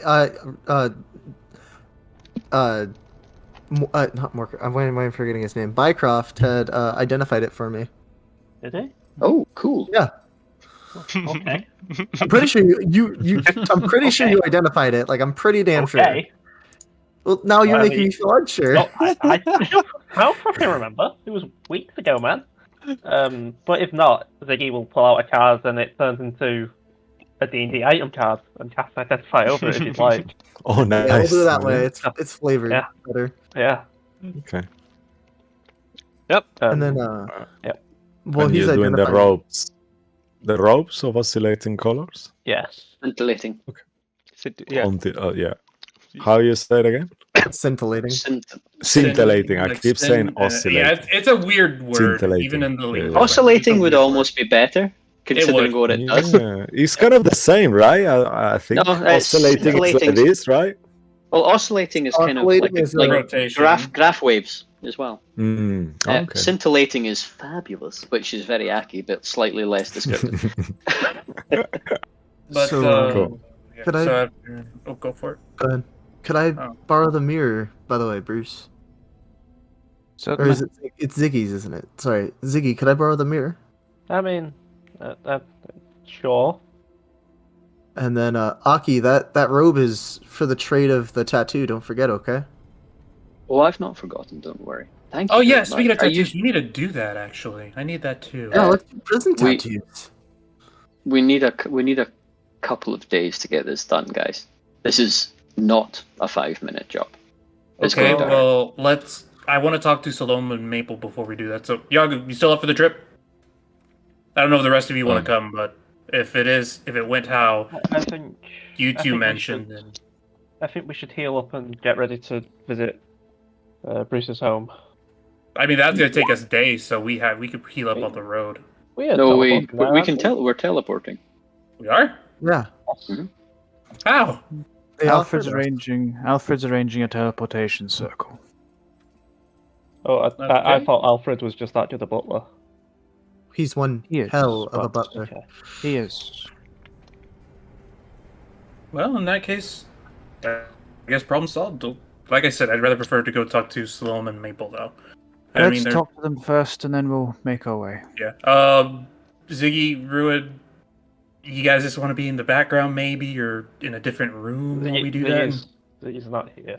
He's not I'm here. gonna take the mirror and walk off Different to a place. different room. Right. So that takes care of all of our plans. Aki, do you want to come? Sure. You could show off your what the kids call drip. whatever this new lingo That is- language that is- is. That is what the Rip, kids that's- say. That does not sound good. No, it No. does not. But apparently, it's the youth. Apparently, The The 126-year-old man trying to fit in by saying, "Hello, Yep. fellow youth." I'm I'm trendy. Yeah, do you like the PlayStation? I like the PlayStation.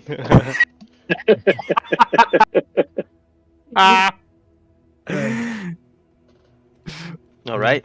anyway, As you all equip yourself back with all your stuff and gears, you step out the room, and the first thing that you hear is Dr. Gret saying, from a room just further down, he'll be like, "Well, I didn't know that it was you. You both look the same. I thought that it was you." And you hear, well, I guess Ziggy and Ruin would recognize the sisters speaking. "Well, how did you know it's not me? My hair's Yeah. different." I always know, sister. Like always. I didn't mean to touch her ass. You know, it was a long time ago. Oh, wait, I see my friend. Yo, Ruin, come over here, kiddo. I mean, Errol, hey, come DM, here. Yeah. Hey, Doc. There we go. I was about to say, Dr. Gret. Hello, and hello to you two. I'm Harold Emmerfield. This is my apprentice, Harold. This is Detective Salome and Maple. Yeah. Right. Hello, Very well known. Very nice to meet you two. Well, Nice to meet you. yeah, nice to meet you too. How can I help? Well, how can we help? Well, there was a couple of pieces of information I heard you two had, and I was wondering, is there like a price range? I'm not sure how this works. Oh, who did you hear it from? Oh, I'm part of the Caravan of Yes, Chaos. who do you So I was told that we Who's that? hired you. We don't know who Caravan of Chaos are. The cops? Caravan of Chaos. What did he say? I don't remember. Caravan of Chaos. That doesn't sound familiar. Okay. I was also told by Helix, along with Kane, that you would have some information regarding the Iridium Lake or Thay. Oh, you already heard it. We got it. Well, for a price, we can give you something. For sure. Okay. Yes, So we can give you something for a Okay. price. So what exactly is? Could you So- maybe give the owner of that lake discount for info on over his own lake? It is his lake. I mean, we Do you have a list? Do you have a proof? Oh, I mean, I you could could look at say a I'm the owner of the shell. lake. yeah, he will You turn around and You be can look like, at his shell. He has the symbol of Eldath, which is the lake. Ooh. That's Eldath's property. So She kind of throws the smoke on it. You see, like the whole thing is covered in smoke for a second, the back of the shell. you hear like a from it, and you see the moss Very- is like kind of interesting flavor. Sister, He looks at her sister for authorization as you. Every time she does, as you see that she's not sure of something, she just asks her sister like she knows everything. well, we don't really have information about the lake. We just have information about personnel that could be involved in this investigation. We got Malaki. 3. I'd say 1,000 gold pieces for each one. So a total of 3,000 for all three. Cheap. That's too cheap. She whispers. I mean, there's no point in us holding on to this information now, sisters. So Yeah, I guess it's gonna be worth I it mean, soon. Okay, worthless. Isn't soon. it besides Sure. us, there's literally no one that wants this information, or well, these people do, but they can't afford it. who are these Okay. people? Cheap. Wait, did we just mean become Grey the Force? bank for this entire operation? I mean, just because they say they can't afford it doesn't necessarily mean they actually can't. It might just be they just don't want to pay that much. You're not That priced cheap. to meet in the market. She repeats. You hear Do we Dr. Greg go, now come on, Salome. And Salome goes, no, I'm Maple. Sorry, Maple. Yeah. Ah, damn it. It's the Maple. cheekbones, Dr. Gret. You got to watch the cheekbones. That they differentiate neck front. Right. Yeah. You know, we go Mine's are more back, way prominent. back. Why don't you give him a little bit of slack? A little discount will be nice. Nice. Yeah, I like him. I like you. I love your hair. All right. Sure. All right. We'll knock it down by 100 gold. So 900 gold pieces for each information. All right, so about 2,700. Okay. we have this? Bruce, would it be okay? I'll contribute some. I could contribute like 300 of it. Is this something for us all? I believe so. I mean, they definitely have info about personnel of the lake involved, and I need the information about they. So We have 2,077 gold in the party fund and 169 platinum. well, So instead we of can- giving we can away the afford it. entire party fund, if I chip in 300, that'll take away some. Sorry to jump on this real quick, but what was all the information again that I had asked them to investigate? Well, you asked him who is involved with the dragon attacks, so that's what they've got information about. Yeah. Did they have the other two as well that I asked them to look into? The other two things? The other two things were? How about the Dragon Army, no? Dragon Uh, Armies? Who was that? The dragon armies, who was killing the metallic dragons, and what were the hearts for?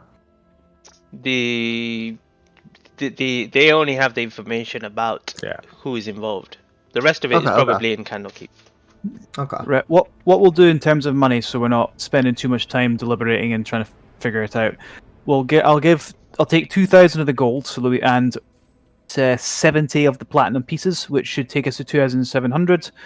And we can then each chip in a bit back to the party fund. So there's a kitty we can still lean on. So I'll update that just now. So Bruce will dip into the party bag and hand over the cash, 2,700 gold.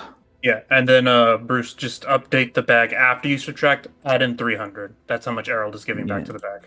Yeah, just after I think if we all put in like a portion after we've done this, so we'll worry about that later on. And let me just do this first. So carry on the scene, please, while I sort this out. All right.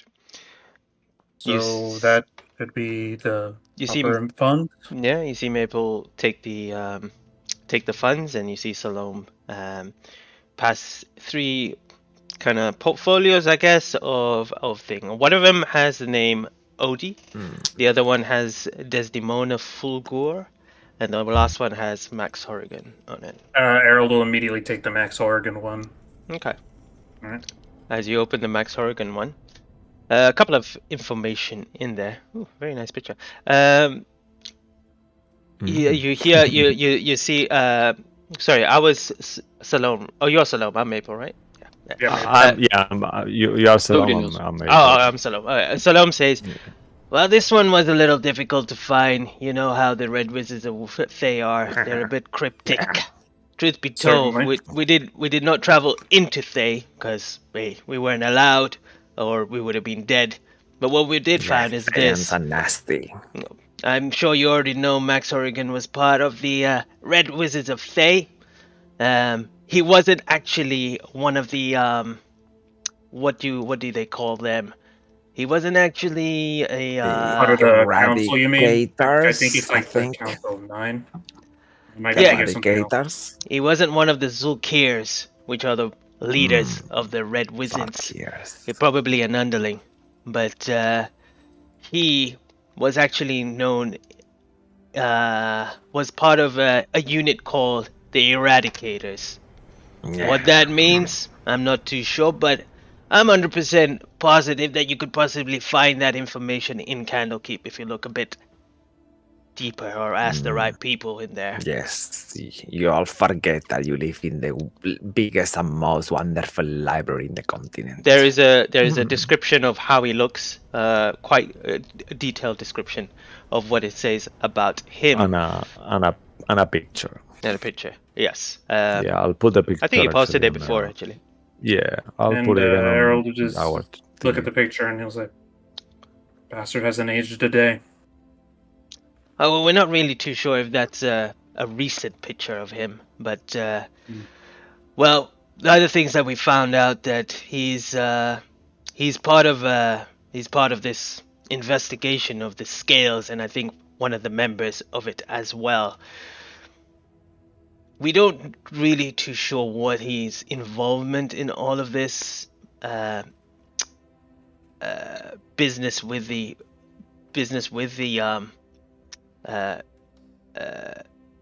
the Dragon Queen or the Scales or whatever it is, but the people that we did find that used to be part of the Red Wizards, or part of Thay, I've told that he has switched sides. He didn't want to be part of whatever is happening in Thay at that time. Well,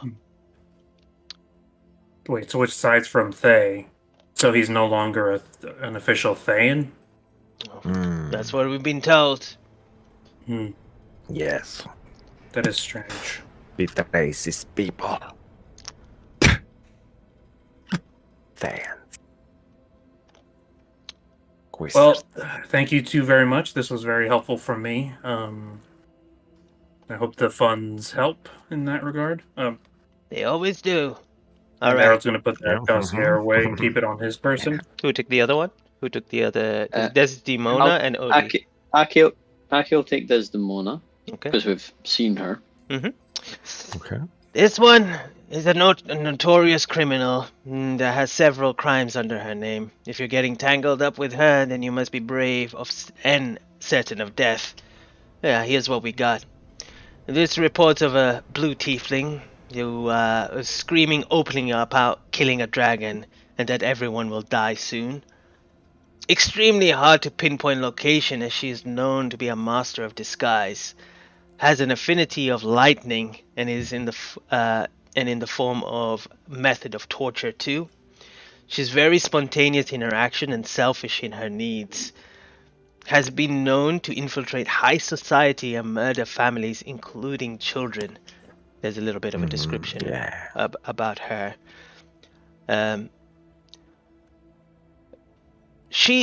I think she's just lost her mind. This woman, she just craves chaos, and who best than the Queen Mother herself? If I were you, I would stay out of her path. Yeah, I feel like she may, if you anger her, she will make sure that you will die one way or another, probably with her own hands. You may want to.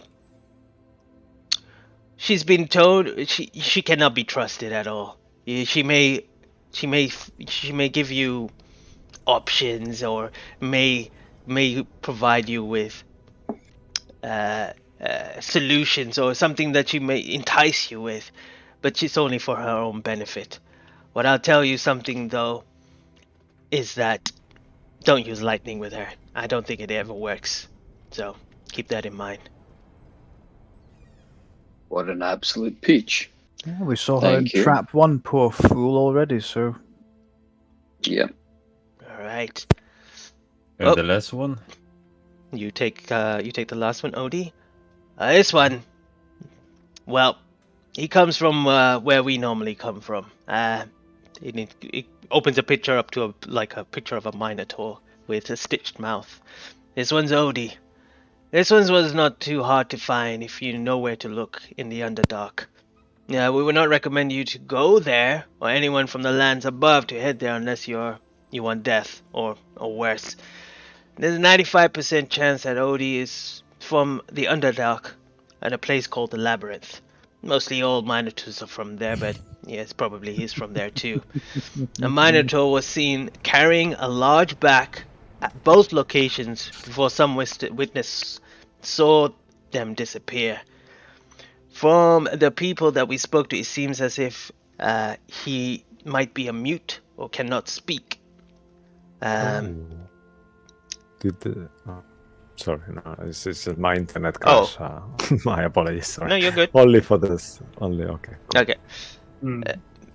The Minotaurs are generally selfish in their needs, but this one seems to be associated with the group, which is kinda curious, because normally it could be that he may be being influenced or being controlled if he's doing what he is being told to do.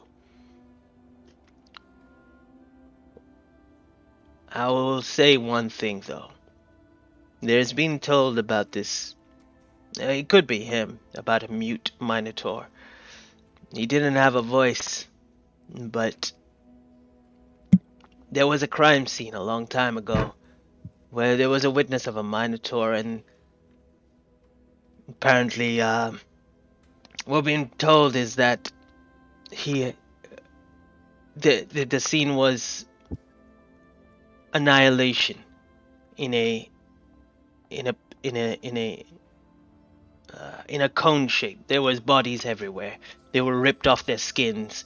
Their eyes were exploded. And from what we were told, that this was before he joined this whatever this Scales is. He might be more dangerous than you think he is. He might not just be brute strength.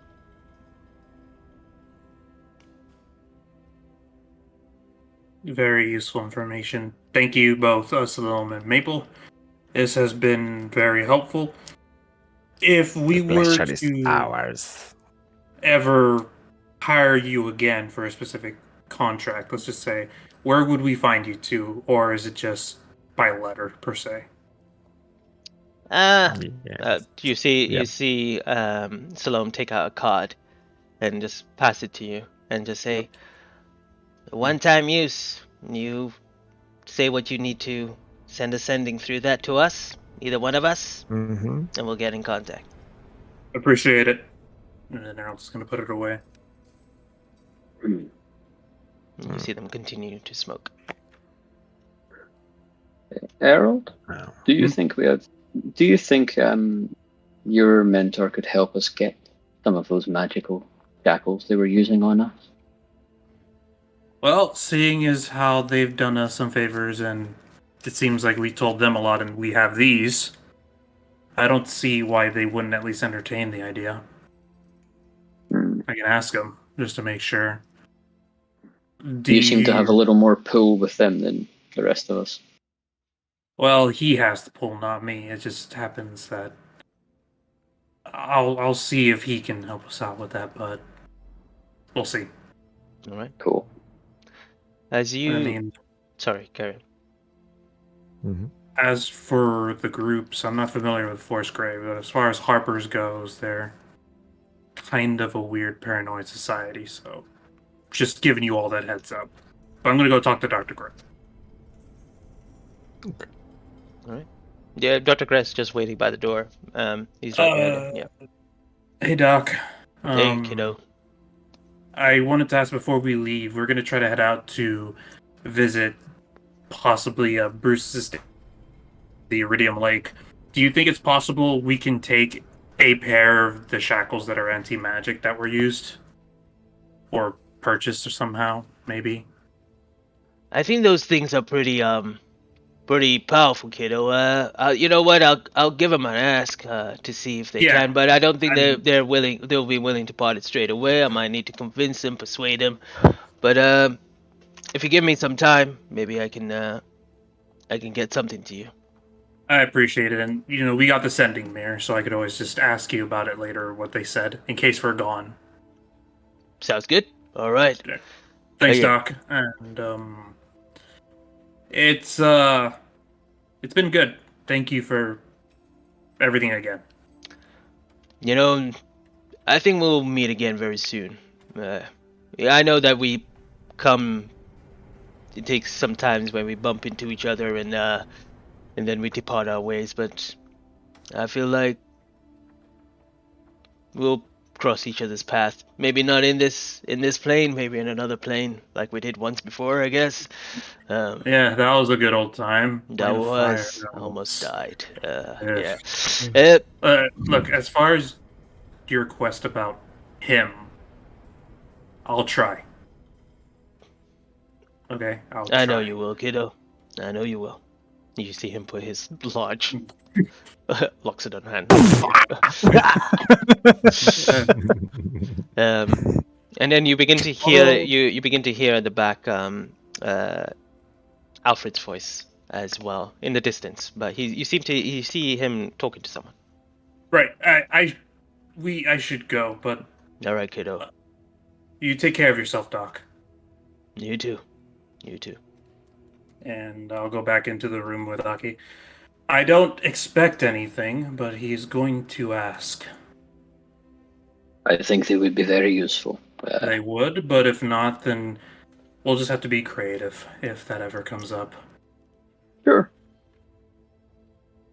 But, Before going. yeah. Sorry, carry on, Joey. Go for it, Bruce. No, go for it. Bruce stands in the door frame where he can see. He gets the view of the Dr. Gret. He looks at him for just a second, and with hands sort of held behind his back, back straight, he says, "Thank you for passing on the information about my father, Doctor." Oh, well, yeah, don't mention it. Don't worry about it. Yeah, my condolences. Sorry to hear about it. Thank you. I didn't know And until Bruce will- upstairs, so. And Bruce will turn around after quietly saying thank you, and then we'll be on our way. All Yep. right. As you step out, you see Alfred Copperworth standing there, speaking to someone. Let me just get the note there. There it is. You see them speaking to a female dwarf adorned with a golden armor, with a golden not warhammer, but like a sledgehammer. A maul. Maul, that's the word. Similar to what you had before, but it's all kind of adorned with golden and gems and stuff like that. And you see Alfred in a very formal, look like he's standing there, very militant. And you see her kind of tap the shoulders and say, "Alfred, it's good to see you again." Of course, Barrowin. I do miss the old days when we used to travel together. Well, it's a shame that you left us. You left the gauntlet, but I guess you had to. Yes, my life had changed. This is the family is important to me, and I will do anything to protect them. And he sees you coming. Bruce. You see him. He's a scroll in his hand. I have the means to leave from this place. If you are ready. Yes, Before. ready as I'll ever be. Yeah, this is Barrowin Undur. Before your time, Bruce, I used to be part of the Order of the Gauntlet a long time ago, but I've now. I wouldn't mind hearing about it one day. And he turns to Barrowin and he greets her in Dwarvish as a junior to a senior or respected elder. His reasoning being this is an adult dwarf. She's definitely older than him. Yeah, for sure. You've taught him well to speak Dwarvish. He's a good learner. He's the best. Alfred kind of looks at you. It looks at his feet briefly at that. Because he's not feeling like that at all. We must be going, Barrowin. It is good to see you, and I hope we may see each other again. You do take care. Yes, always a pleasure. See you again. Yeah, Alfred kind of nods and kind of puts his arm around you, Bruce, as he turns you around and starts taking you outside this place. However, before you guys head off, we had Aruan who went into a private room Ruin, this will be quick for now because as you enter, you try the mirror, but you realize you cannot send anything from here right now. However, you can potentially do that as you step out. So find a good moment to do that, and we'll run it through. As you are all kind of escorted out, you are taken to off the bridge back to Waterdeep into kind of like an open field, open area before it kind of goes into the big main city itself. And as you all kind of stand around, how many of you are there? 6 plus him, 7. Great. Here Maybe goes. 7, yeah. Yep. Here goes. Well, I'm not too sure if any of you have teleported before, but if you have not, this may be a little woozy. And Errol's just gonna put a resistance on himself, the cantrip. Okay. Yep. I'd hope to say we're all adequate now. It's Alright. been a few times. It takes a while to get your stomach used to it. There's a lot of. Out of game, who hasn't teleported yet? We I all think have. we all have at this point. I think we all have. Yeah. Yeah, everybody Yeah, has from the after spa. the spa. Yeah. Yep. Well, I I, mean, guess Eric- you guys don't need Errol's done it other to. time, but- You guys don't need to make any further checks.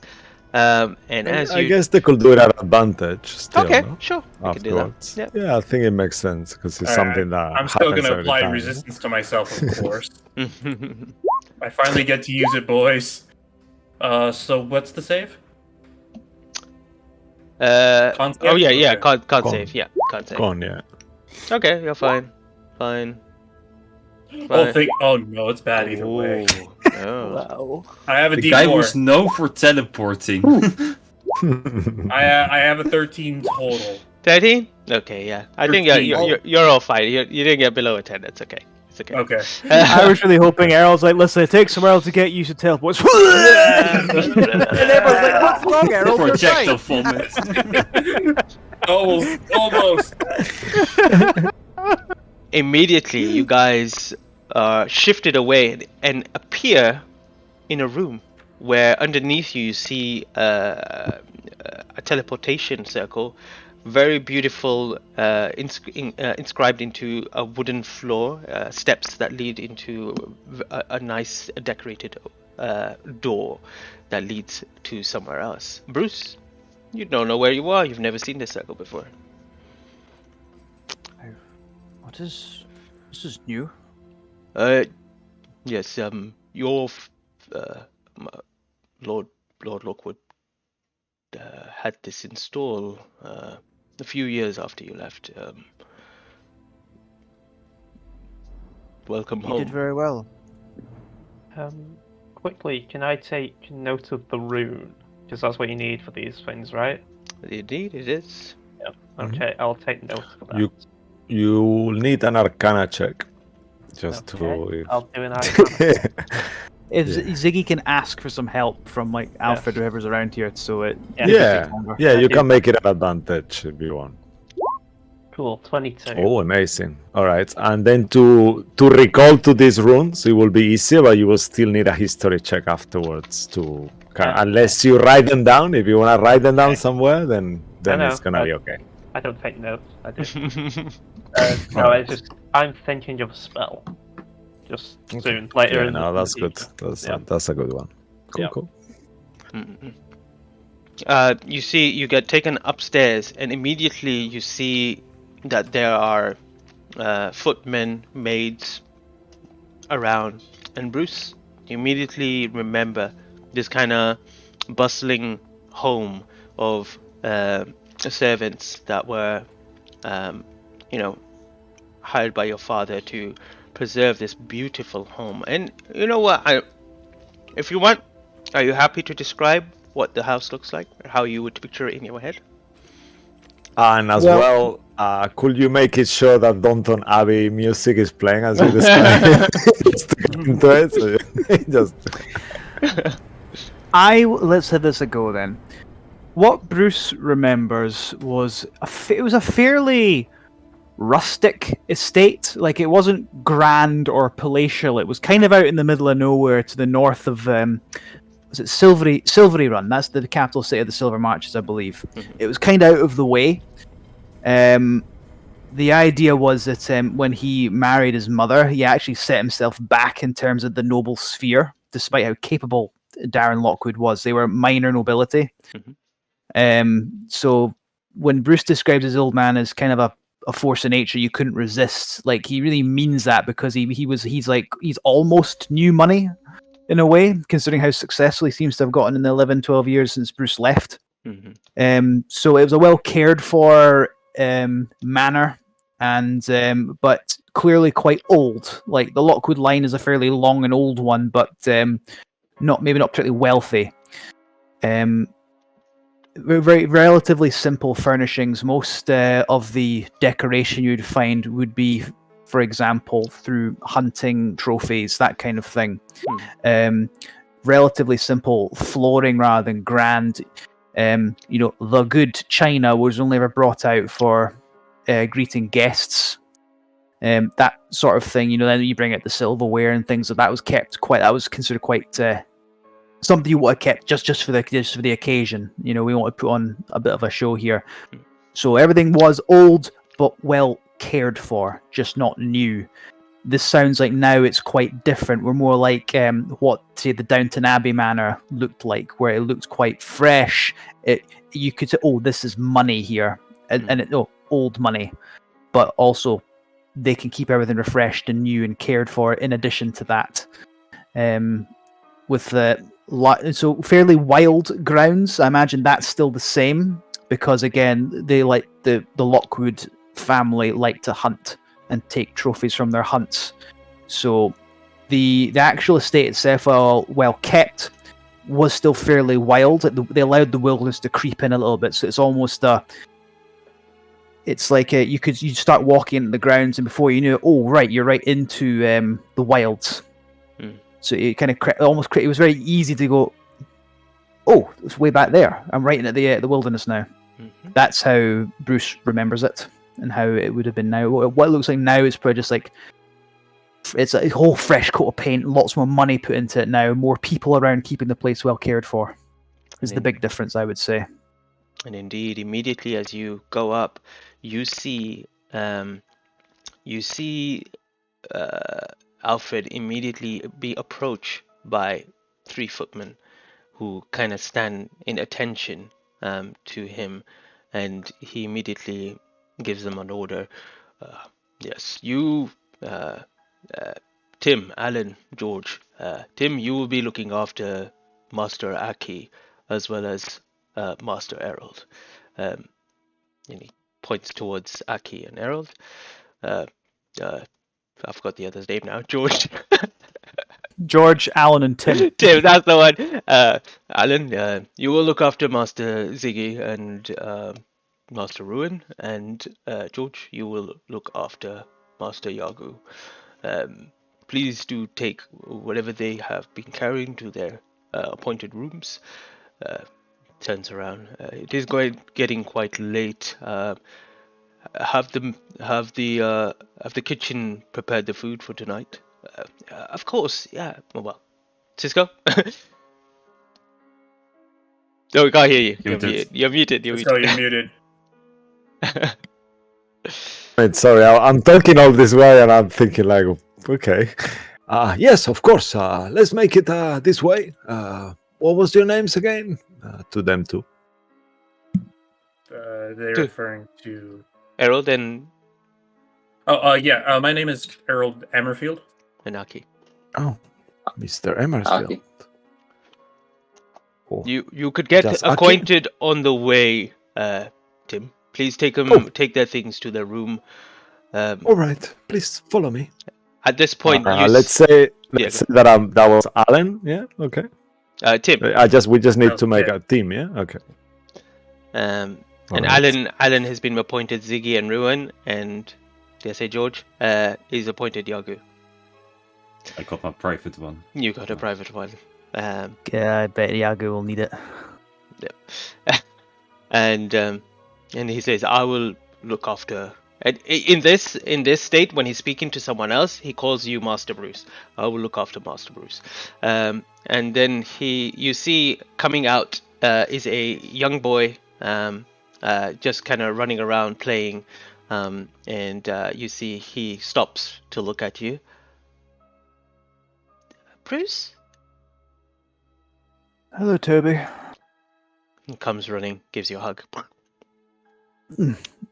He gives him a hug as well, and then Bruce is still not all there. He's kind of almost absent-minded. It's good to see you again, lad. Um, Mum's in the library, in the study. Do you want to go see her? I suppose. Lead on, lad. Master Toby, perhaps it might be a good idea to let Master Bruce rest, get comfortable. He's just arrived. But she'll be happy to see him. Of course, Master. It's fine, Alfred. It's fine. I'd like to greet the lady of the house, and I'd like to go to Father's grave. As you wish.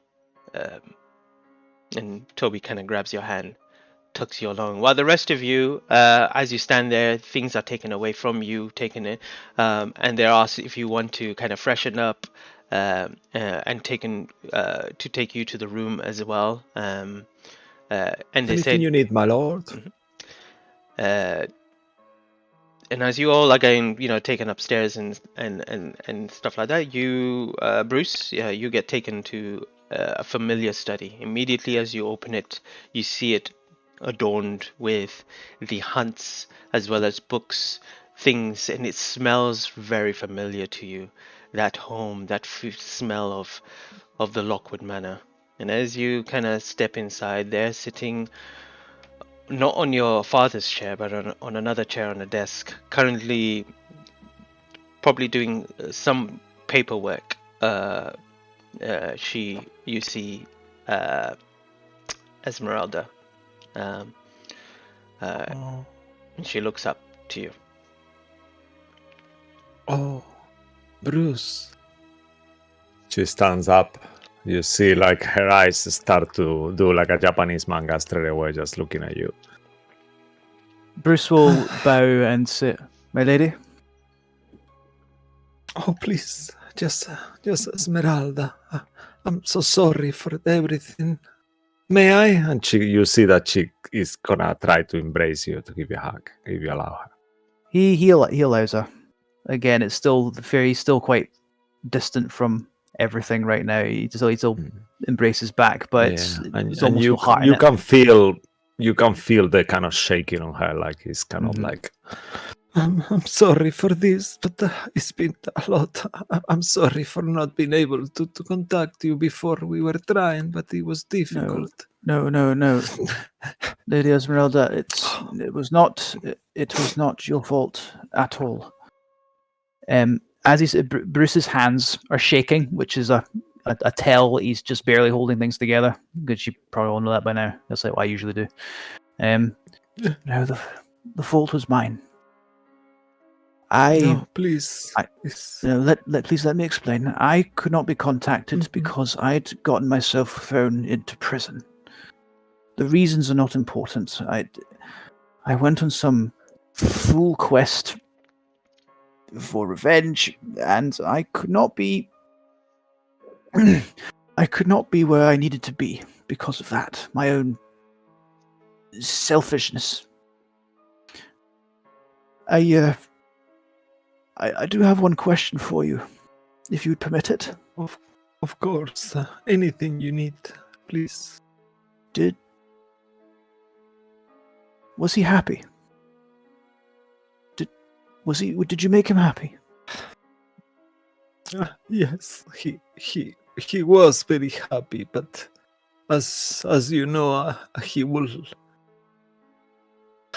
understood. He was very proud of everything you did, for he always thought he had planned for you, for the house and your title, but in his final days he started to understand that what you were doing for these people, for people you don't even know, he could have never died prouder than this, and he was happy because you made him proud. Bruce looks even more ashen-faced than he had before. I see. He adjusts his monocle. Thank you, Esmeralda. If you wouldn't mind, I'd like to go see his grave. Of course. Would you like to come with me, or will that be something that perhaps you want to do alone? Either way is good. I'd prefer to go myself for now. I have since I missed everything. Of course, I understand. Just me, and now you are the only family that Toby and I had, and I hope we can make your father proud. He will have want us to be true family as well. And she I will kind of try. like once more embraces you. But please, Toby, Huh, Mama? she calls. Come here, my boy. You see Leave Uncle Toby Bruce. seeing her cry, starting to kind of tear up again, or like tear up as well.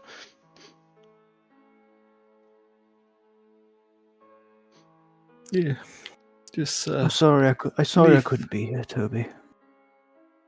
It's okay. You'll be. You're here now. You'll be. Yeah. I'm sure you'll be a far better lord of the house than I could ever have possibly been. If you wouldn't mind, you both, I wish to take my leave of you. I wish to go to his grave. And Alright, please, no worries. Bruce will turn around. Let your older brother go. She says to Toby. Bruce will turn around and he'll begin walking to where he thinks the grave would be, because he knows that there's a spot beside for passed on family members. By the way, for a bit of fun for anyone, if anyone thinks of like sort of sneaking after him or something, absolutely fine. Bruce will make his way out, sort of trudging, almost zombie. Oh, Christ, hang on, lost my screen here. Almost zombie-like out into the darkness, and he reaches. I'm assuming what would the? I don't know if you have a description of where the actual grave would be. We had it would be where your mother was buried. If she was buried in a mausoleum, that's up to you. If she had she would want to be out in the open. Okay. Definitely not entombed, buried in the So ground if you were okay, it could be like one of those kind of behind. There will be like a small little chapel in the house somewhere on the very back, like some kind of. I know what to do. And then it could be like on the yard there, if you want. His mother's grave would be just almost on the edge of the estate, where the wilderness starts to take over from the more well-kept area. Okay. And so no tomb, no mausoleum or anything like that. And I think Darren would want to be buried right there next to me, one bit closer to the house, where she was one step closer to the wilds. And that's how I can imagine it would be. Okay, yeah, that's awesome. You begin walking, and eventually you do find the grave where you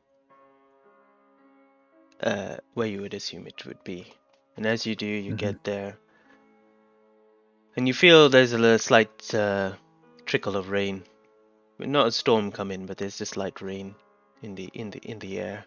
It is getting quite dark as well. You can see, like in the distance, the dark bluish tint and the stars from the kind of spaces of clouds that kind of you can see through. You can see some of the stars kind of glowing, but you get there. Actually, can you actually make a perception check as well, or survival? Now that we are right in the open at night.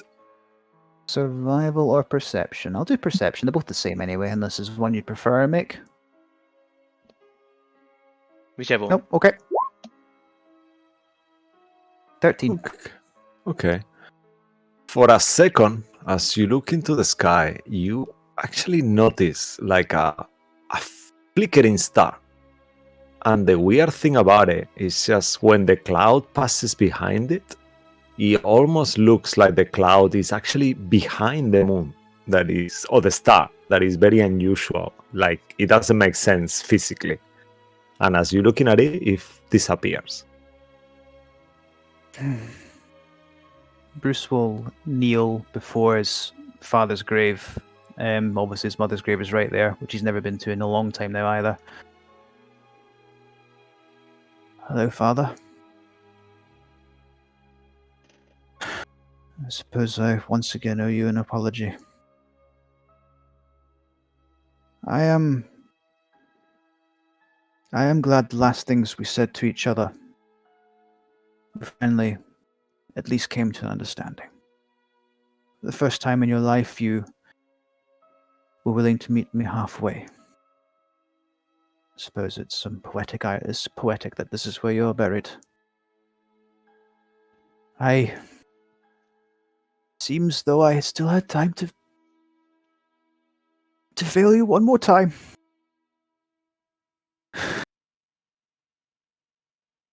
I could never be the son you needed. But know that I always loved you. And from what I've heard, while you could not say it to me, you felt the same way in kind.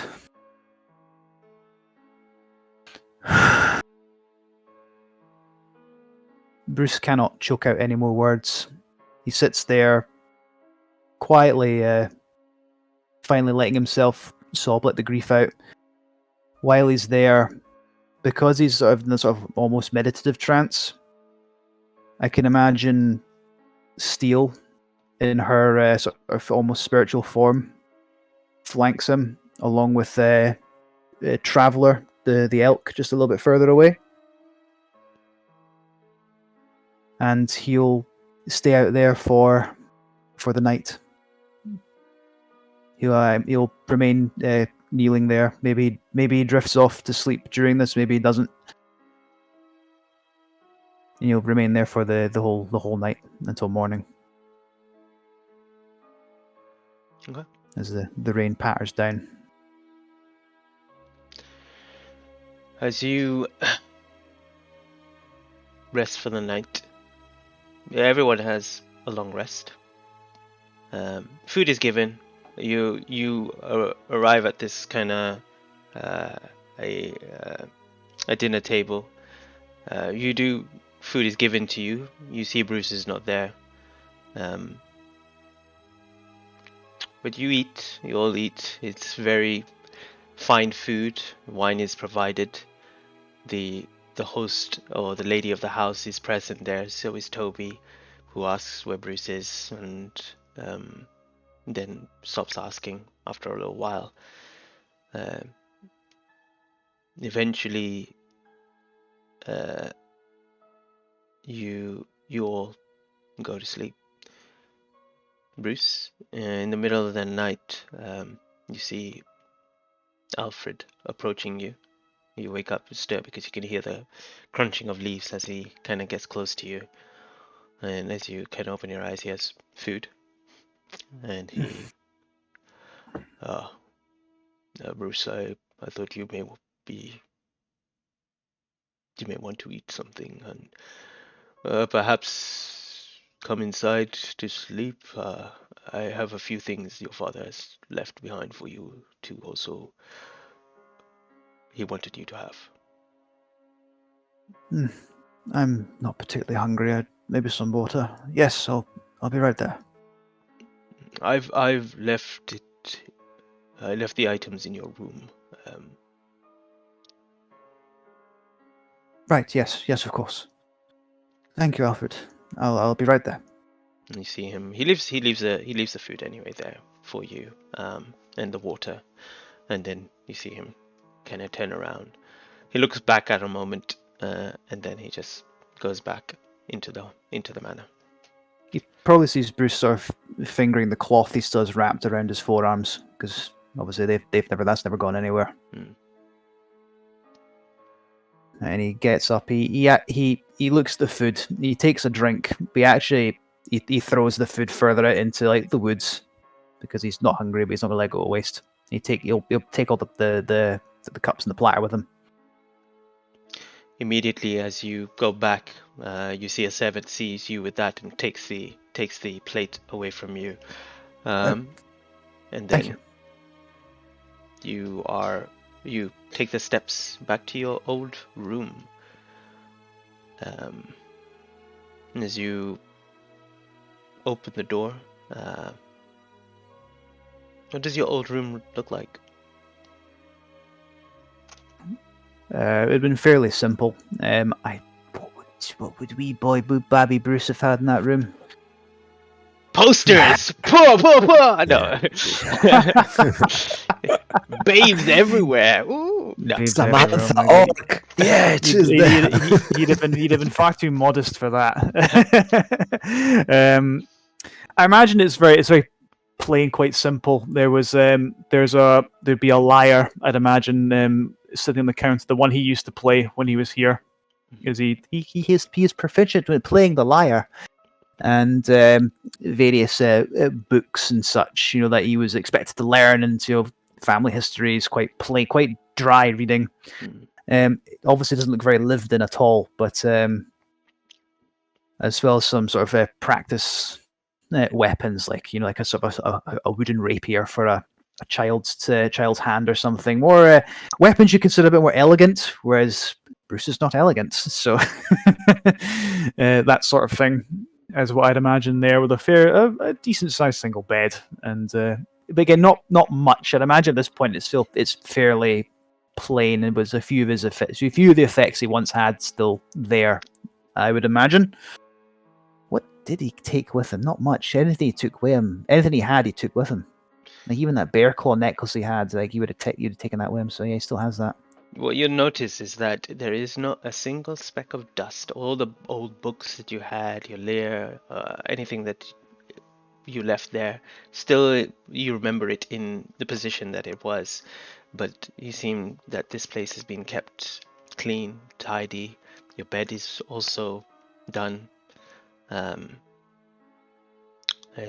on top of your bed, there's actually two parceled items. One seems to be quite long, almost looks like the length of your bed. The other one is looks like some sort of clothes, but it's kind of parceled up. And there is also just this. There's no note or anything like that. Okay, he'll open up the tube, and then he'll open up the parcels after that. So what's in the tube? Well, it seems to be like in a wrapped up cloth, and it's quite long. And as you unravel it, you recognize it. You remember seeing it a long time ago, once before it was either put away or your mother had left it somewhere in the attic or something like that. But it is a great sword, but not refined as you would expect something of a great sword to be. This seems to be made of a very rusted metal, which has a kind of a hook at the end of it. There are jagged kind of points that come out like tooths that come out. Serrated. Very serrated, yeah. Not just in one direction, but across the blade everywhere. And it has this kind of leather grip. There are some chains as well that kind of dangled around it as well. And as you pick it up, it seems pretty heavy, and very heavier than the greatsword that you are currently carrying as well. And that's... I put it on the stream there for them. Oh, it has art. Let me see this. Did you? Where is it? What is It looks like looking? it's made of It's on the stone. map. It's on the map actually. If you yeah, scroll zoom out the map, you'll see. Yeah, if you zoom out, you'll see it there. That's just looking. Yeah, It looks incredibly impractical, but damn it, am I not drawn to it? make it bigger. Okay. It's like a war pick. You'd swing it, you stab with the point of it. No. This is Drenna's sword. Mm-hmm. Sword. I never thought I'd ever be able to pick it up. Never mind, use it. As he holds out in front of him, feeling the weight of it. Yeah. Certainly an orcish weapon.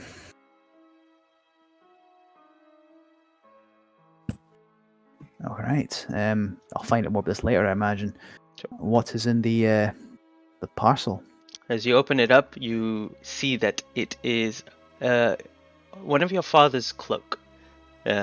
You've seen him wear it sometimes on hunts, and sometimes when he's, having a fencing duel or something like that. One of those kind of sporty events or whatever he would have events at the home.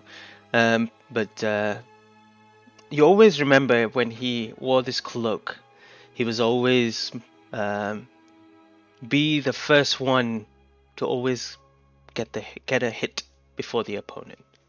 I almost felt like he was advantageous. Okay, which is a cape or a cloak? The cloak, when you can bring drape over your shoulders, cape, it does not quite might make it that. What did I write? Sorry, it's I should say cape. It would make more sense. Cape, yeah. Okay. Can we make it like a single shoulder cape, because I'm just going to be that much of a tryhard. Sure.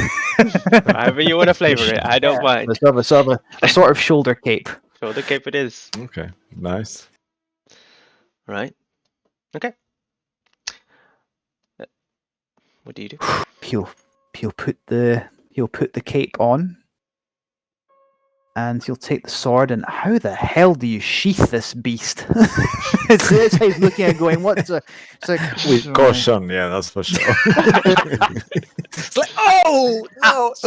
A back scratcher. It'd be a good back scratcher, probably a little bit too good. I think that's what the chains maybe is for. You could actually do like a little put it on the chain, I guess. He will use the chains to somehow sheath this beast on his back. We haven't added it onto D&D Beyond, but the cape will be. That's fine. Yeah. The cape will be called. We'll let you know. It'll be called. It's simple. It's a fighter's cape. You don't need a human for that. And you can see the information once we add on. And the weapon is called the Gut Wrencher. Oh, of course it is. Exactly what it looks like. It's going to wrench a bit of that, that's for sure. Mm-hmm. You'll get into the middle of the room wearing the cape. You'll take the sword in both hands. You'll work through some of the some sort of shadow fencing, shadow sword place, feeling the weight of it, figure how it moves, because it is a slab of metal, especially compared to his Dragon Slayer. I imagine it's a little bit shorter, but with a bit more beef to it. Yeah, it's a bit thicker. Yeah.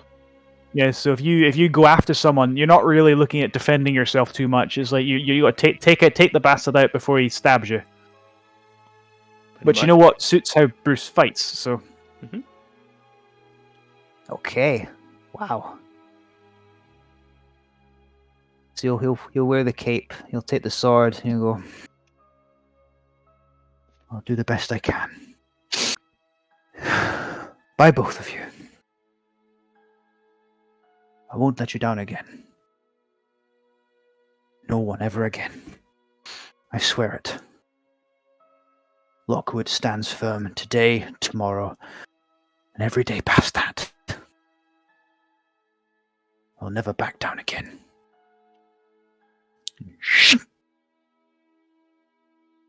All right. Well, as you all sleep for the night.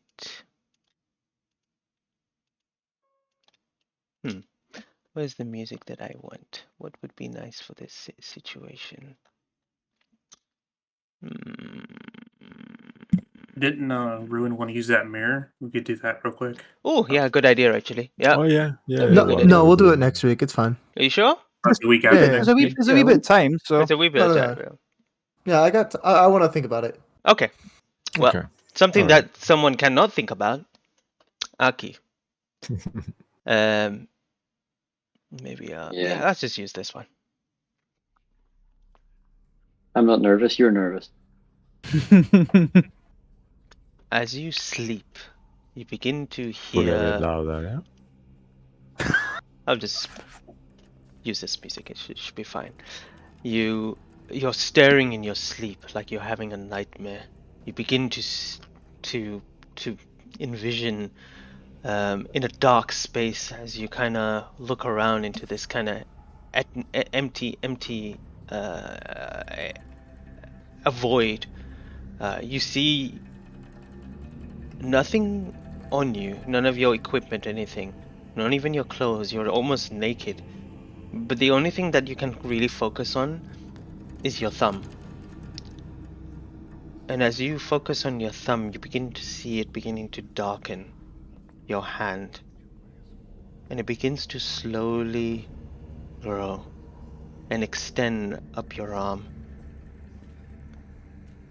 You try to stop yourself and pull it away, but you can't, and you just see it going more and more and extending further and further onto your chest, across your neck, and everything that you are trying to do to prevent it from going further, to think that whatever this is it a dream, is it not, you're unsure, and it begins going into your mouth, and you begin to feel as if you're choking, and as you do, you're trying to grasp for air, but you can't. Your whole skin and scales become black, and you can't stop yourself before you wake up. You're feel hot, even hotter than you usually do. You're sweating. You don't know what that was. But as you sit up, you see something at the foot of your bed. A small creature, wounded. And it says to you, Oh, Master Aki, so good to see you. Oh, we need you. Sorry, You Mom. I'm just again? looking for the note. Actually, just don't say anything that I'm not supposed to say. Actually, that I want to make sure that I know what I'm saying, but no, you keep we going. didn't write anything. No, we didn't write it. Keep going. Huh? You know what you're Yeah, saying. yeah, okay. Yeah. We need you. We need your help. There, Who's we? you see in front of you is uh, the Kilmolis, this little creature that you once met before in Candlekeep. But he is wounded and he is bleeding. He has this corrupted necrotic blight on him that seems to be affecting him, barely being able to telepathically speak to you. Oh. Aki will quickly try and grab one of the. He's got a healing potion on him somewhere, and he'll a potion of healing, and he'll give him the potion of healing and try and help. Oh, he just takes it with his little tiny hands. Oh, that's not a help, but a little bit better, thank you. And you I all have hear it another on your mind, you know? I have another one. Do you want another one? What can I do to help? You see, No, it's as he okay. drinks the Just potion, it helping. looks like it helps a little bit before the necrotic begins to expand once again across his body. Oh, just keep them for yourself.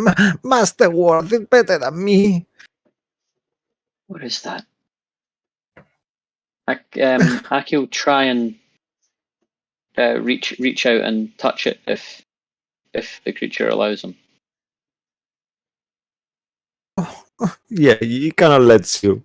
He's like Yeah. puts his head. Oh, When he touches the spreading darkness, does it move over onto Aki, or does it just keep moving over the skin of the creature? As you He touch just it, feels. yeah, go ahead. It just feels very familiar. It feels like homecoming to you, and you have felt this same feeling a few times already. But Is Mo, you go. as you touch him with the thing and you have this familiar feeling, you begin to see that the necrotic begins to spread even further and further, and you see it looking in desperation as it Oh, says lastly to you. oh, the traveler needs you. Your family needs you. We all need you. Please help Aki, Master Aki. Aki will try and cast Dispel Magic on it. No effect. I don't know how to help. What do I do? Where do I find the traveler to help? You must come. You must come with us. You must follow us Okay. Where? Now? to the portal. Not now. Ah! And you see that he starts kind of like getting semi-translucent for a second, but he keeps coming back to it. Oh, he's there. They're doing it. They're killing man. They're using. They're, they're in great danger, all of them. And the whole place itself. Where do I go? Tell me what to do. He looks at you with his eyes, and you feel your mind is completely open to it. And as he starts reiterating something, we will leave it for next week. If it's okay with you, Mo. You're not going to say Yep. the last bit to him? Go on then. You help me, please. Okay. With the As he last kind of bit, looks yeah. at you, he'll say telepathically, before you see him beginning to vanish and disappear, And then, yeah, we'll and he'll say, "You must connect the gates." And you see him kind of dematerialize and disappear. And that's where we'll leave it for tonight. yeah. I couldn't find it. I remember I made a note of it. I'm so sorry. That was It's really okay. No, bad. no, it's But okay. yeah, It's fine. yeah, no, that was awesome. Yay. All right. Awesome. What you take from that, So keep that's up that to in you. mind. Oh my Yeah. god. Connect the gate. We're gonna Uh, have a solid 2 weeks to think about that. Thank you everyone for know. watching at home. Thank you to Darren Curtis and James Webster for their art and their music. We actually won't be here next week. Unfortunately, no, we don't have a stream next week, Tuesday. So we'll be back the following week where we'll continue wherever this leads to. So until then, hopefully we'll see you tomorrow in the Eye of Observation and on Sunday for the Curse of Strahd campaign. But until next session, hope you have a good week or two, and stay magical. Bye. Yeah, good night. Thanks for watching. Bye bye.